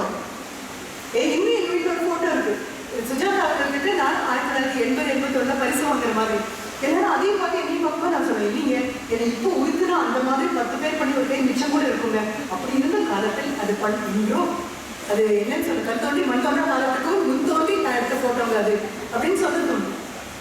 போட்டோக்கள் கிடையாது, வீட்டில் எதுவுமே கிடையாது. அவ்வளோ சுத்தமாக இருக்கணும். மீறி போனா விளம்பரங்கள் வர மாதிரி ஒரு பந்தடிச்சு அழுக்கு இருக்கணும், அந்த இடத்தையும் அடைச்சிருக்கும். The house has to have a lived-in look. வாழ்ந்த அடையாளம். குப்பையை கொண்டு வந்து கொட்டுன்னு சொல்லல, அழுக்க அசுத்தமா வெயின்னு சொல்லல. ஆனா வீடு மியூசியமா இல்ல, வாழ்ந்த மாதிரி பயிரும் பார்க்க அந்த வீட்டுல வாழ்ந்ததுக்கான அடையாளம் இருக்கும். ஒட்டடை கட்டி தொங்கணும் விரிசல் இது எதுவுமே நான் சொல்லல. படிச்ச குழந்தைங்க இருக்கிற விட பார்க்க தெரியணும். ஆனா அந்த பரண்வாசம் அப்படின்னு சொன்னீங்கன்னா அம்மா அப்பா என்னைக்கோ நீங்க பண்ணதெல்லாம் எடுத்து வச்சிருப்பாங்க. அதெல்லாம் உங்களுக்கு இது ஒரு பெரிய விஷயமா இருக்கு. தாய் தகப்பனா நீர் மாறினதுக்கு அப்புறம் கூட்டுல இருந்த பறவைகள் போய் கூடு காலியானதுக்கு அப்புறம் தன்னந்தனியா உட்கார்ந்துருக்காங்க இல்லையா? அப்போ ஒவ்வொன்றும் தொட்டு தொட்டு திருப்பும் போது பாரதி சொன்ன தீண்டும் இன்பம் நீங்கள் தீண்டி விட்டுட்டு போன விஷயங்களை தீண்டும் போது தாய் தகப்பனுக்கு அவங்களுக்கே இது வச்சுட்டு உட்கார வேண்டிய அவசியம். அதே மாதிரி மொட்டை மாடி யார் வீட்டில் இருக்குன்னு எனக்கு தெரியாது. மொட்டை மாடி மாதிரி ரகசியத்தை காப்பாற்றுறதுக்கு ஒரு ஆளே கிடையாது. ஒரு படுக்கை அறைக்கு என்ன ரகசியம் இருக்குன்னு எல்லாருக்கும் தெரியும். ஒரு சமையல் அறைக்கு என்ன ரகசியம் இருக்குன்னு எல்லாருக்கும் தெரியும். குளியல் அறைக்கு என்ன ரகசியம் இருக்குன்னு எல்லாருக்கும் தெரியும். ஆனா கதவு இல்லாம ஜன்னல் இல்லாம சுவர் இல்லாம கூரை இல்லாம அத்தனை ரகசியம் பத்திரமா வைக்க ஒரு இடம் ஒன்றுதான் மொட்டை மாடி. மொட்டை மாடி இல்லாத வீடு, அபார்ட்மெண்ட் வீட்டில் நீங்க சின்னதாக ஒரு சிட் அவுட்ல இருந்துட்டு மொட்டை மாடியெல்லாம் கற்பனை பண்ணாது.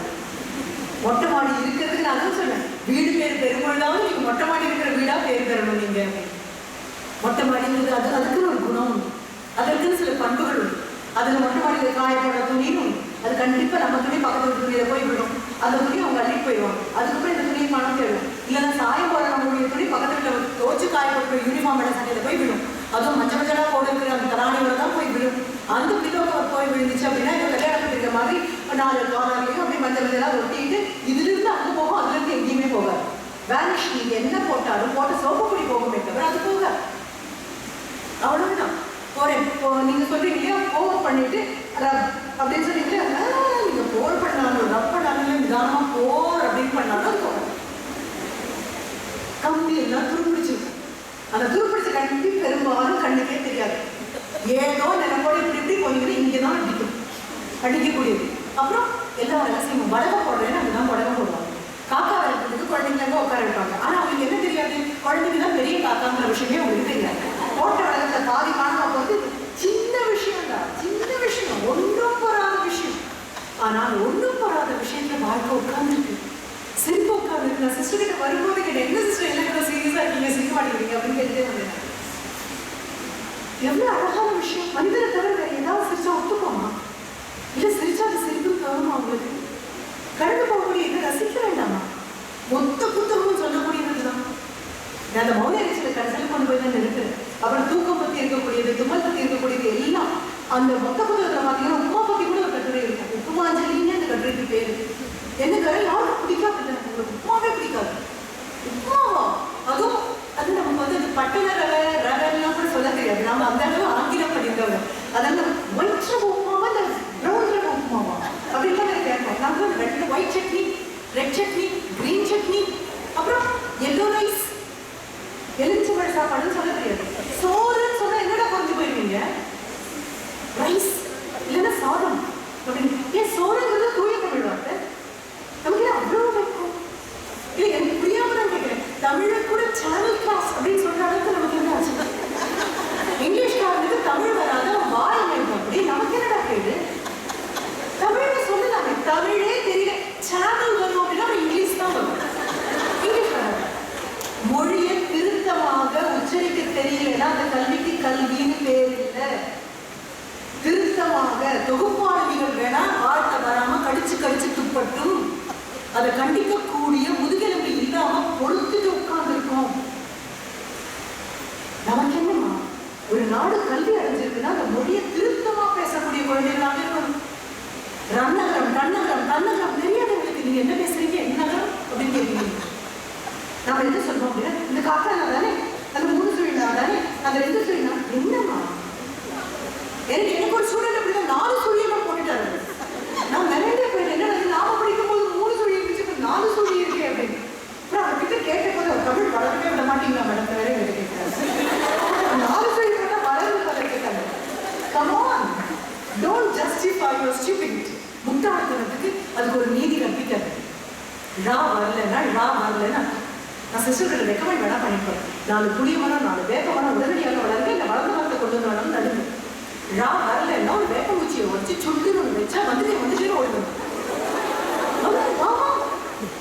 இல்ல, மொழி திருத்தமா பேசும்போது இருக்கக்கூடிய சந்தோஷம், அந்த கர்வம் இருக்கு பாரு, உங்களுக்கு தெரியல. நீங்க லா சொல்லாம லான்னு சொல்லி யான்னு சொல்லி நீங்க பயன் தளம் அப்படின்லாம் சொன்னாலே மழலை. எது வரைக்கும் மழலை? 6 வயசு வரைக்கும் சகிச்சுக்கணும். 8 வயசு வரைக்கும் ஐயோ என் குழந்தையேன்னு பார்க்கணும். ஏன்னா என் பேருக்கு அப்படம் அப்படம் அப்படம் அப்புறம்னு சொல்லு. அப்புறம் வருதுல்ல, அப்புறம் என்ன வருதுல்ல அப்புறம்.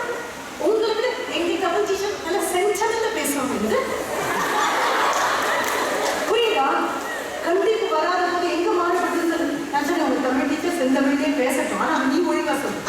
உங்களை விட எங்க தமிழ் ஆசிரியர் செந்தமிழ்ல பேசுவாங்கன்னு சொல்லு அப்படின்னு. எங்கேயாவது நிறுத்தணும். இது தவறுன்னு சொல்லி நிறுத்தணும், இப்படி அல்லதுன்னு சொல்லி நிறுத்தணும்.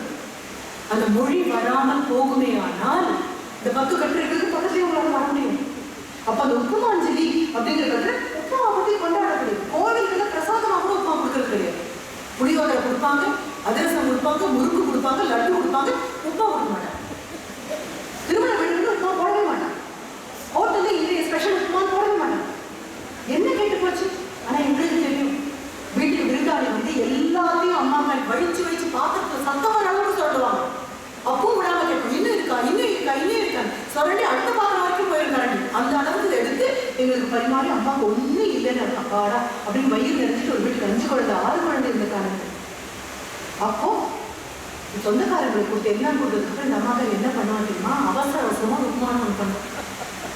அதுவும் நாங்கள் சொல்லுவோம், பக்கத்துல போய் கூட வானிலையில் போட மாட்டேன், இருக்கிற இடத்துல வீசுவாங்க. அவ்வளோ எரிச்சிட்டு இருக்கோம் எடுத்து இந்த அப்படி வீசுவாங்க. கடுகு இங்கே இருந்து, கடுகு இருக்கா இல்லையா கவலையில், மிளகா இங்கே இருந்து, கருவேப்பிலை காஞ்சி. அப்படின்னா ஃப்ரிட்ஜு கிடையாது. நம்ம ஃப்ரிட்ஜுக்குள்ள எப்படி இருக்கும்? போனது போய் கொண்டிருப்பது, போய்விடும் என்ற நம்பிக்கை உள்ளது. அதை பண்ணி உள்ள வச்சிருக்கோம். மார்ச்சுரி மாதிரி சொன்னாங்க, மார்ச்சுரின்னு சொன்னாங்க. அதுலேருந்து எடுக்கும்போது ரொம்ப பயமா எடுக்கணும். இது எத்தனை நாளுக்கு நாள் குறைக்கப்பட்டது, இது எத்தனை நாளுக்கு நாள் குறைக்கப்பட்டது, முளைச்சதான் வந்து அதுக்குள்ள ரைட். இப்போ அந்த காஞ்சி இருக்கக்கூடிய கருவேப்பிலையா அது இருக்கிறது வீசுவாங்க. அத்தனை பேருக்கு அம்மாவுக்கு குண்டா நிறைய சமைச்சும் ஒரு இத்தினோடு குண்டுமணி கூட தனக்கு நெஞ்சலையே அப்படின்னு. அப்பா உட்காந்து சாப்பிடும்போது என்ன பண்ணுவார் தெரியுமா? குழந்தைங்க எல்லாத்தையும் வழிச்சு போட்டுச்சுன்னா அப்பா தட்டுல சில பொருட்களை அப்படியே அப்பா பாதி வச்சு வைப்பாரு. அம்மா நீ சாப்பிடுங்க போதும் எனக்கு அப்படின்னு அவருக்கு தெரியும் அவங்க ஒருத்தி இல்லாம இருப்பா அப்படின்னு சொல்லிட்டு. அன்புதான் என்ன நினைச்சீங்கன்னா, உங்களுக்கு கூட நின்று செல்ஃபி எடுத்துக்கிறது பேரா, இல்லை உங்களுக்கு கிஃப்ட் வாங்கி கொடுக்கறது பேரா, இல்லை ஐ லவ் யூ அப்படின்னு கையோட அலமா வச்சு காமிக்கிறது பேரா, என்ன பகிர்ந்துக்கிறது பேர். நான் சாப்பிடும்போது ஐயோ ஒருத்தி ஒன்று இல்லாம உட்காந்து பாருப்பா அப்படின்னு நினைக்கிறதுக்கு பேர். உங்களுக்கு தெரிஞ்சும் தெரியாமலும் தோழர்கள் அப்படின்னா நம்ம விட வாழ்க்கை நம்ம நம்ம இருக்கும் அப்படின்னு அவ காதில் மட்டும் புரியுற மாதிரி சொல்லிப்போம். உங்க அம்மாவையும் அப்பாவையும் விட வேற யாரும் ஒருத்தர் நேசிச்சு ஜனங்க வேற வெளியில கிடையாதுன்னு புரிஞ்சுக்கணும். தாயும் மகிழ்ந்து குதாவி இருந்ததும் இந்நாடேன்னு சொல்லுவாங்க. கொஞ்சம் வாழ்ந்தவங்க அப்பா என்னப்பா தெரியும் உங்களுக்கு? உங்களுக்கு என்ன தெரியும்? குடும்பம் தெரியுமா? அந்த விவாதத்துடைய ரத்தம் தெரியும். இது முடிஞ்சதுக்கு அப்புறம் அந்த அம்மாஜி அம்மா பண்ணுவாங்க, தூக்கி கிள்ளி எல்லாத்தையும் வீசி முடிச்சுட்டு அம்மா சாப்பிட உட்காரும் போது நாங்கள் என்ன பண்ணுவோம் தெரியுமா? அப்படின்னு வாசம் ஒரு போயிடும் கியூமா 5 போகும். அப்பதான் அவன் இவ்வளோ எடுத்து சொல்லி 5 பேருக்கு எழுதி ஸ்பெஷலாக பண்ணி சாப்பிட்டுருக்கீங்க, உங்களுக்கு மட்டும் ஏதோ பண்ணி சாப்பிட்டுருக்கீங்க அப்படின்னு எங்கள் அம்மா சொல்லக்கூடிய அரளி விதை அரைச்சாலும் அதுக்கும் 5 கை நிற்கும். செத்து குறைக்கலாம் அப்படின்னு அரளினுடைய விதையை எடுத்து அரைச்சு குடிக்கலாம்னா என்னமோ ஸ்பெஷலாக சாப்பிட்றீங்க அப்படின்னு 5 பேருக்கு. எவ்வளோ பெரிய குடும்பங்களா இருக்குதுடா, எப்படி ருசிச்சு வாழ்ந்தாங்கடா, எப்படி ரசிச்சு வாழ்ந்தாங்க. அம்மா ஒரு சட்னி அரைச்சிட்டு வா அப்படின்னு அனுப்புனாங்க. பொட்டுக்கல்ல தேங்காய் எல்லாம் அம்மா அரைக்க கொண்டு போய் அந்த கல் ஆட்டோமேட்டிக் போடுறது பாதியை தின்றும் இது எல்லாமே. அப்புறம் அங்கே போய் வர கல்லோட குழி கூட காணாது. அது திருப்பி சட்னியாக வரும்போது அண்ணா ஒரு விரல் விடுவான், அக்கா ஒரு விரல் இப்படியே தோண்டி அடிச்சுட்டு தான் வரும். போகும்போது இருந்தது கத்துவாங்க அம்மா, கோபப்படுவாங்க, ஒன்றும் உருப்படியாக செய்ய விடாது இல்லை அப்படின்னு. தேங்காய் எடுத்து எங்கேயாவது வச்சிருக்காங்கன்னா கூட்டு சேர்ந்து அண்ணா அக்கா தங்க எல்லாத்தையும் சுரண்டி எடுத்துட்டு தீண்டு போச்சு அப்படின்னு எழுதி வச்சுட்டு போயிடணும். சிரிப்பு இருக்குண்டா, வீட்டில் சந்தோஷம் இருக்குண்டா, கண்ணதுரையாடல் இருக்கும். அவ்வளோ உங்களை மாதிரி போய் அரைஞ்சு கதவை சாத்திட்டு டவர் தோத்து போடுற ஆட்கள் இல்லைம்மா. நான் கோவம் வந்துன்னா அந்த கதவை அரைஞ்சு ஒரு சாப்பிட்டு அம்மா பக்கத்தில் அடிச்சிட்டோமா, அப்பா பக்கத்தில் அடிச்சிட்டோமா. ஆள் இருக்கிற வரைக்கும் தானே அந்த நினைப்பு. ஆள் இல்லைன்னா உங்க பரண் மாசம் அதுதானே. ஆள் இல்லைன்னா என்ன பண்ணுவீங்க? இருக்கும்போது தானே நினைப்பு. I miss you ma'am. எப்போ? 3 வருஷம் இந்த கல்லூரியில் இருந்த போது மிஸ் பண்ணல. ஒரு பொருள் கையில் இருக்கும் போது அதனுடைய பயன் தெரியாத நபர்கள் குற்ற உணர்வுனால் அது இல்லைன்னு அழுவாங்களே தவிர வேற எதுவும் கிடையாது. அன்பெல்லாம் கிடையாது. கல்லூரி எப்போ மிஸ் பண்ணுவீங்க? இங்க இருந்த போது இந்த கல்லூரி அருமை புரியுது. தாய்க்கு அப்புறம் எப்போ மிஸ் பண்ணுவீங்க? அவங்க இருக்கும்போது அருமை புரியுது. அண்ணனை எப்போ மிஸ் பண்ணுவீங்க? தங்கையை எப்போ மிஸ் பண்ணுவீங்க? when you do not know how to enjoy the happiness when they are alive. அதுதான் அதைத்தான் பண்றோம். அது பரன்வாசம், அது தூக்கம். கடைசியாக நான் வரக்கூடியது மௌன இறைச்சல்.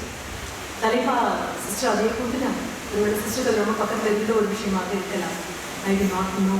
நிறைய குழந்தைங்க இருக்கக்கூடிய வீட்டில் முதல் குழந்தை அப்பாவுக்கு ரொம்ப பிடிக்கும், கடைசி குழந்தை அம்மாவுக்கு ரொம்ப பிடிக்கும். நடுவில் சுற்றுறது அங்கேயும் போகாது இங்கேயும் போகாது. இந்த செகண்ட் பாண்ட் சைக்காலஜி அப்படின்னே ஒன்று இருக்கு, அதாவது மிடில் பாண்ட் சைக்காலஜின்னே ஒன்று இருக்கு. உங்களுக்கு எல்லாம் அந்த வாய்ப்பு கிடைக்கல, எங்களுக்கு அந்த வாய்ப்பு கிடைச்சது. இருக்கும்போது அன்பை சொல்ல தெரியுது. அந்த அம்மாவும் வெளியே காமிக்க மாட்டாங்க, தலையெல்லாம் வருடி கொடுக்க மாட்டாங்க, எப்பவும் சிரிச்சுட்டுனே இருப்பாங்க. அம்மா என்னென்ன கால் தவறி போயிடுவோமோங்கிறதான அம்மாக்கள் சிரிச்சிடுப்பை நிறுத்துறதுக்கு அப்புறம் குழந்தைங்க என்ன கால் தவறி போயிடுச்சுக்கிறேன்.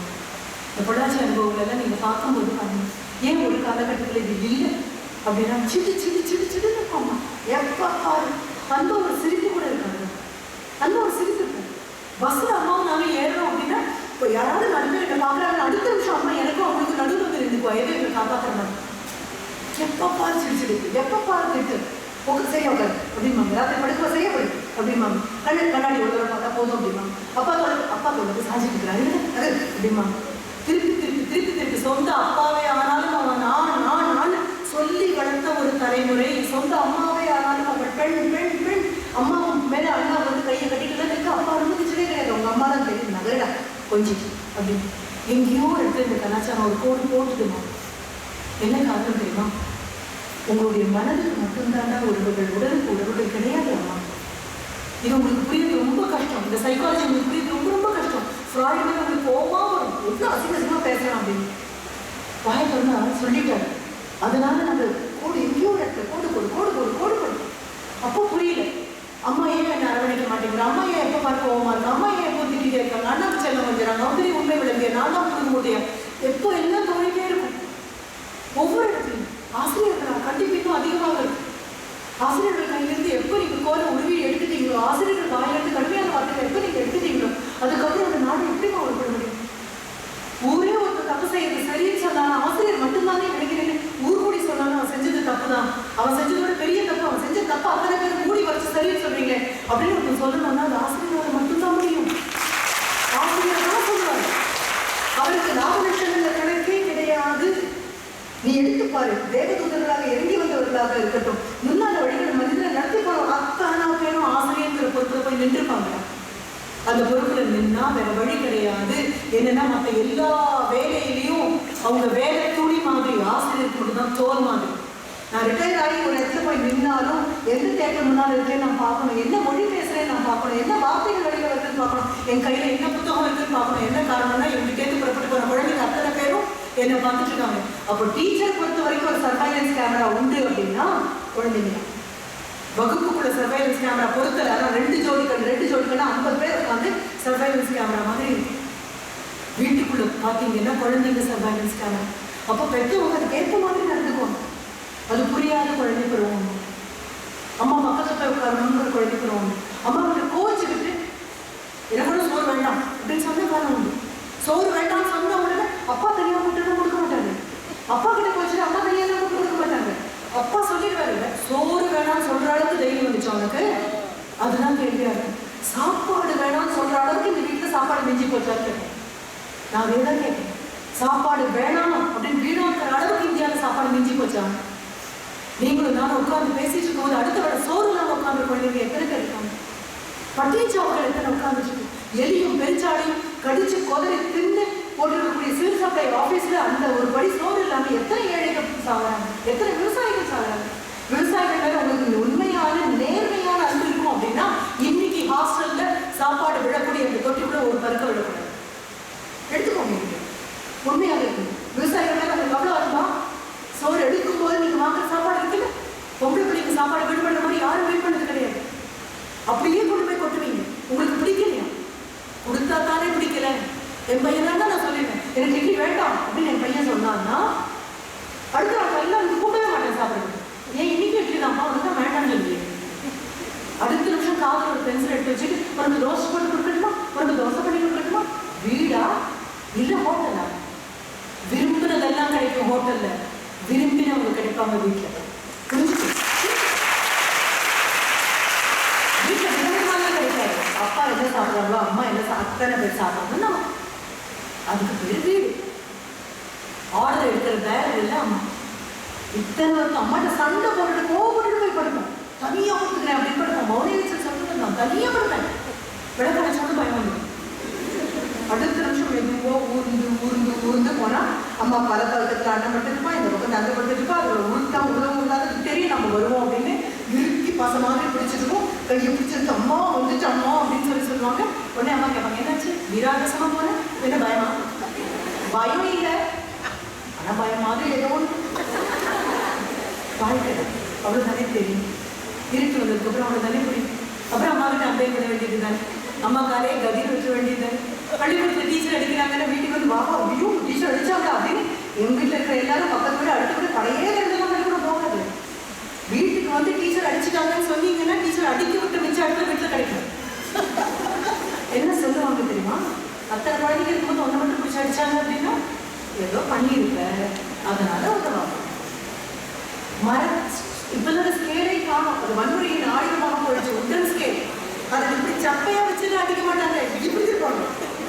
இங்க அடிச்சா வலிக்காது, இங்க அடிப்பாங்க. இங்க அடிக்கும் போது இப்படி கை நீட்டு அப்படின்னா நீட்டிடுவோம். கை நீட்டுறதுக்கு நான் பயமா இல்லை, அடி விழுறதுக்கு 1/2 செகண்ட் வந்து டக்குன்னு கை எடுத்துருவோம். ரிஃப்ளெக்ஸ் தான். நீங்க என்னமோ காட்டன் போல் எல்லாம் ரிஃப்ளெக்ஸ் நினைக்கிறீங்களே, காட்டன் போல விட பெரிய ரிஃப்ளெக்ஸ் இருக்கு. அடி விழுறதுக்கு ஒரு 1/2 இன்ச்சுக்கு அரை கூட கிடையாது, நேரம் அந்த இடம் டக்கு கை வந்துடும். உடனே காத்துல அடிக்க முடியாதுல்ல, டீச்சர் கூப்பிடுவாங்க. அப்போ நமக்கு ஒரு கிளாஸ் லீடர் இருப்பாங்க. அந்த கிளாஸ் நம்மளுடைய பெரிய எனிமி தான் அந்த கிளாஸ் லீடர். நம்ம இந்த பக்கம் திரும்பியோட நம்ம பேரெல்லாம் போர்டில் எழுதி வச்சிருக்கோம். நம்ம மொத்தமே விட வாயை தந்துருக்கோம். அடுத்த நிமிஷம் நம்ம பேசலாம் எழுதிடும் எல்லாம் போர்டில். அவர் சொல்ற எல்லாத்தையும் நம்ம கூடிய ஆசிரியர் நம்ம ஆசிரியர் இருப்பாங்க. அடுத்த நிமிஷம் அவங்க பிடிச்சுப்பாங்க கையை. நம்ம கட்ஸ் வாங்குறதுக்கு அவங்க உதவியாக இருப்பாங்க. அவங்க வெட்டினதுக்கு ஒரு வாட்டி தீர்த்து விழுந்ததுக்கு அப்புறம் மின்னலா நட்சத்திரம் எத்தனை லட்சம் சொல்லுங்க, நான் சொல்லிடுவேன் உங்களுக்கு. கண்ட மின்ன வெட்டி அத்தனை நட்சத்திரமும் வந்துடும். ஆனா வந்து ஒரு பெரிய அமையா படம் இங்கே நாளைக்கு தான் நீங்க போட்டா முடிஞ்சது இல்லை. அப்படியே சொல்லிட்டு உட்காருவோம். உட்காரும்போது நமக்கு ஒரு முட்டி அடி வாங்கியிருந்தோம் அப்படின்னா நமக்கு ரொம்ப நிம்மதியான பக்கத்துல இருக்கும். 2 வீலையும் பண்ணிட்டேன். நான் கற்ற இப்போ முடிஞ்சா அது வட்டியும் முதல்ல வாங்க. ரொம்ப ரொம்ப குட்டி குட்டி சந்தோஷம், சின்ன அல்பத்தனமான எண்ணங்கள் அத்தனையும் வருது. ஆனாலும் அது வாழ்க்கை. நகர்ந்து நின்று அந்த 13 வயசு குழந்தையா என்னை பார்க்கும்போது எனக்கு தோணக்கூடியது. அந்த 15 வயசு பொண்ணா அம்மாவுடைய அதுக்காக எங்கே என்னை பார்க்கும்போது, ஒரு 60-61 வயது பெண்மணியாக பார்க்கும்போது இன்னைக்கும் என்னை அதை பார்த்தா பாவமா இருக்கு. இன்னைக்கும் அந்த குழந்தைய பார்க்கும்போது ஐயோ பாவமே அப்படின்னு தோணும். இன்னைக்கும் கல்லூரிக்கு கூட யூனிஃபார்ம் சட்டையோ யூனிஃபார்ம் தாவணியோ யூனிஃபார்ம் பாவோடையோ வர, திங்கட்கிழமை போட்ட உடுப்பு வெள்ளிக்கிழமை வர, பட்டுப்பாவாடையை மடிச்சு அயன் பண்ண பெண் குழந்தைகள்லாம் வகுப்புல இருக்க, கூச்சத்தோட தலையை குஞ்சு உட்கார்ந்திருந்த தாழ்வு மனப்பான்மை நிறந்து இருந்த அரசு பள்ளிக்கூட மாணவியாக என்ன அங்க நின்ற அவளை இன்னைக்கு இங்க நின்று பார்க்கும்போது எனக்கு இன்னும் பாவாங்க. ஐயோ பாவம், யாராவது ஒருத்தர் கதை பிடிச்சிருந்தா கொஞ்சம் சிரிச்சிருப்பாங்க. யாராவது ஒருத்தர் தோசை நல்லதா யாரும் கதை பிடிக்கும், யாரும் தோசாயம் இல்லை அப்படின்னா சாஞ்ச தோளே கதின்னு போயிருக்கும், பிடிச்ச விரலே கதின்னு போயிருக்கும் இல்லையா? நல்ல கனம் பிடிக்கல. என்ன காரணம்? தாங்க ஆள் இருந்தாங்கன்னா தளர்ச்சி ஜாஸ்தி. ஐயோ பாவம் சொல்ல ஆள் இருந்தாங்கன்னா கால்கள் தள்ளாடும். சொல்ல ஆளே இல்லாததுனால சுயம்புகளாக எழுந்து நின்ற பெண்மணிகள் அத்தனை பேரும் ஆசிரியராக உட்காந்துருக்காங்கன்னு புரிஞ்சு. ஆளே கிடையாது. இவ்வளவுதானா? இவ்வளவுதான். உப்பு ஜாஸ்தியா ஜாஸ்தி, உப்பு கம்மியா கம்மி.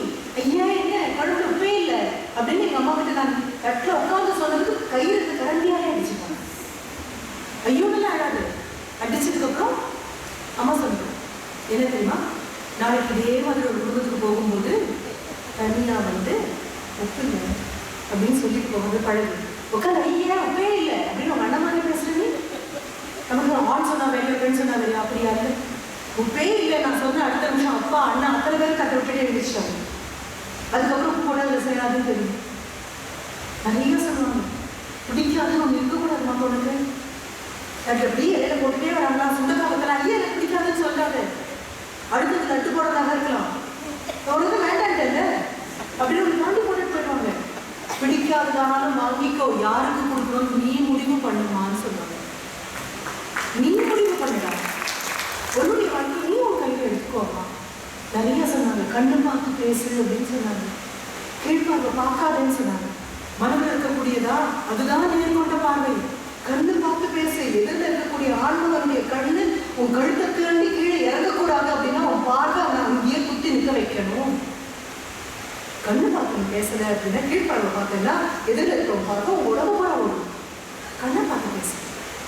உனக்கு உள்ளுணர்வு சொல்றீங்க, நான் நிற்கிற இடம் சரியில்லையே நகர்ந்துடணுமே அப்படின்னு உள்ளுணர்வு சொல்லணும். எதிர்த்து வரவங்க இடிப்பாங்களா மாட்டாங்கன்னு அம்மாவை சொல்லி கொடுப்பாங்க. புரியுதுல்ல?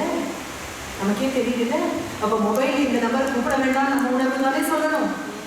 அபாயம் இதுன்னு சொல்லணும்ல. லக்ஷ்மண ரேகை போட்டுட்டு இதை தாண்டி போகாதே அப்படின்னு லக்ஷ்மணன் சொன்னானா. ராம ரேகை தாண்டி உள்ள வந்து கூட்டிட்டு போல, சீதை வெளியில போனா போல. எல்லாருக்கும் வேணாம், ஆணுக்கும் பெண்ணுக்கும் எல்லாருக்கும் உண்டு. எல்லைகள் தாண்டப்பட மாட்டாது, எல்லைகள் தாண்டப்பட மாட்டாது.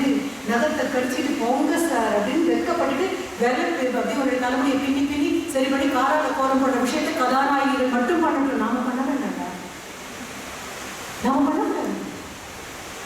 நம்மளுடைய நிபந்தனைகளை நேர்கொண்ட பார்வை அப்படின்னு சொன்னா ஞானச்சருக்கு கல்விகளை எதுக்கு தங்க நம்மளுக்கு நான் கொடுக்குறோம்? எதுக்குமா கல்வி கொண்டிருக்கும்? நல்லதும் நல்லதும் பிரிச்சு பார்க்க தெரியணுமா வேண்டாமா? இது சரியே இல்லைன்னு உள்ளுணர்வு சொல்லணுமா வேண்டாமா? டவுட் மீன்ஸ் டோன்ட் அப்படிங்கிற வார்த்தை நமக்கு தெரியணுமா வேண்டாமா? சந்தேகம் வரும்போது பின்னால நகரு, இது சரியில்லையே தோணும்போது பின்னால நகரு, இந்த ஆட்கள் பார்த்து சரியில்லையே தோணும்போது நகரு, இந்த வட்டம் சரியில்லையே தோணும்போது நகரு. அடுத்த 5 வருஷம் நீ படிக்கிற புத்தகமும் உன்னை சுத்தி இருக்கக்கூடிய நகரும் நீ எங்க இருக்க தீர்மானிக்க போதும் புரிஞ்சுக்கும். ஆணாக இருக்காரு பெண்ணாக இருக்காரு, உன்னை சுத்தி இருக்கக்கூடிய புத்தகமும் நண்பர்களும் 5 வருடம் கழிச்சு நீ எந்த இலையை தொடுவேன்? எல்லாம் படி, நீ தேர்ந்து முறமா இருக்க போறியா சலடையா இருக்க போறியா நீ புரிஞ்சுக்கும். நல்லதை தக்க வச்சுட்டு அல்லதை விலைக்கு எடுக்கும் முறம், நல்லதை பூரா கீழே விட்டுட்டு வேண்டாததை மட்டும் தக்க வச்சுக்கணும் சல்லடை. நீ சல்லடையா முறமான்னு பாருங்க. நான் சொன்னது உனக்கு புரியுதான்? முறமெல்லாம் காணாம போயிடுச்சு, சல்லடை காணாம போயிடுச்சு. எல்லாத்தையும் சலிச்சு நல்லதை பூரா சலிச்சுட்டு அல்லதை கையில வச்சுட்டுக்கோ சல்லடை. அல்லதெல்லாம் விளக்கிட்டு நல்லதை மட்டும் உள்ள கொண்டு வரும் வரும். நீ யாருன்னு இறைவன் உள்ளுணர்வு கொடுத்துருக்கான், பாதுகாப்பு கொடுத்துருக்கான். பத்திரமா அவனை பார்த்துக்கோ. பெரிய விஷயம். இது ஆண் பெண் எதுவும் கிடையாது. விலங்குகளுக்கு இருக்கக்கூடிய உள்ளுணர்வு நம்ம அதற்காக வந்திருக்கக்கூடிய புத்தகம். எல்லாத்தையும் பாராட்டு, எல்லாத்தையும் சரி வரும்போது கொடுக்குற கோலமா முடிச்சுட்டு போகாது. குடிஞ்சிருக்கிற பார்த்து ரசிச்சுட்டு போ. முன்னாடி நிற்கிறாங்களா கட்ட உனக்காக ஒரு சந்தனமும் குங்குமமும் கல்கண்டும் வச்சுட்டு இன்னொரு வார்த்தை சொல்லியிருக்கோம். உனக்கு உள்ள வந்து உட்காந்தா போதும், கடைசி ஆள் வர வரைக்கும் காத்துட்டு இருக்கிறோம். அவங்க ஒவ்வொன்றையும் ரசியமா, ஒவ்வொன்றையும் பாராட்டு, வாழ்ந்துட்டு ஒவ்வொரு வினாடும். நான் வந்து இந்த நேரம் யாரோட டிவிக்காக எனக்கு வராங்க. ஆச்சு 15ஆம் தேதி மார்ச் மாதம் நான் வந்த தொடங்கி நான் முடிஞ்சாச்சு. இனி எனக்கு அந்த வாழ்க்கை கிடையாது. கடந்து போகும்போது ஒவ்வொன்றையும் அனுபவிச்சு அனுபவிச்சு அனுபவிச்சு அனுபவிச்சு ஒரு ராமனுக்கு வரும்போது சபை கடிச்சு கடிச்சு கொடுத்தாங்க. அது சத்தியமாக இருக்கும்னா உங்க வாய்ப்புல போகக்கூடிய சாப்பாடு உங்க அம்மா நாட்டில் சொல்லி நல்லதா அப்படின்னு பார்த்து சத்தியமா இருக்குன்னா உங்களுக்கு என்ன கொடுக்கணும்னு அவங்க ஆசிரியர்கள் சுவை பார்த்து கொண்டு வந்து கொடுக்குறாங்க. வாங்கிக்கோ. உணவு உடை உணர்வு இவை எல்லாமே நல்லதாக மட்டும் உள்ள போகட்டும். நான் வந்த காரியம் முடிஞ்சது நம்புறேன். பொறுமையா இருந்ததுக்கு நன்றி, வணக்கம்.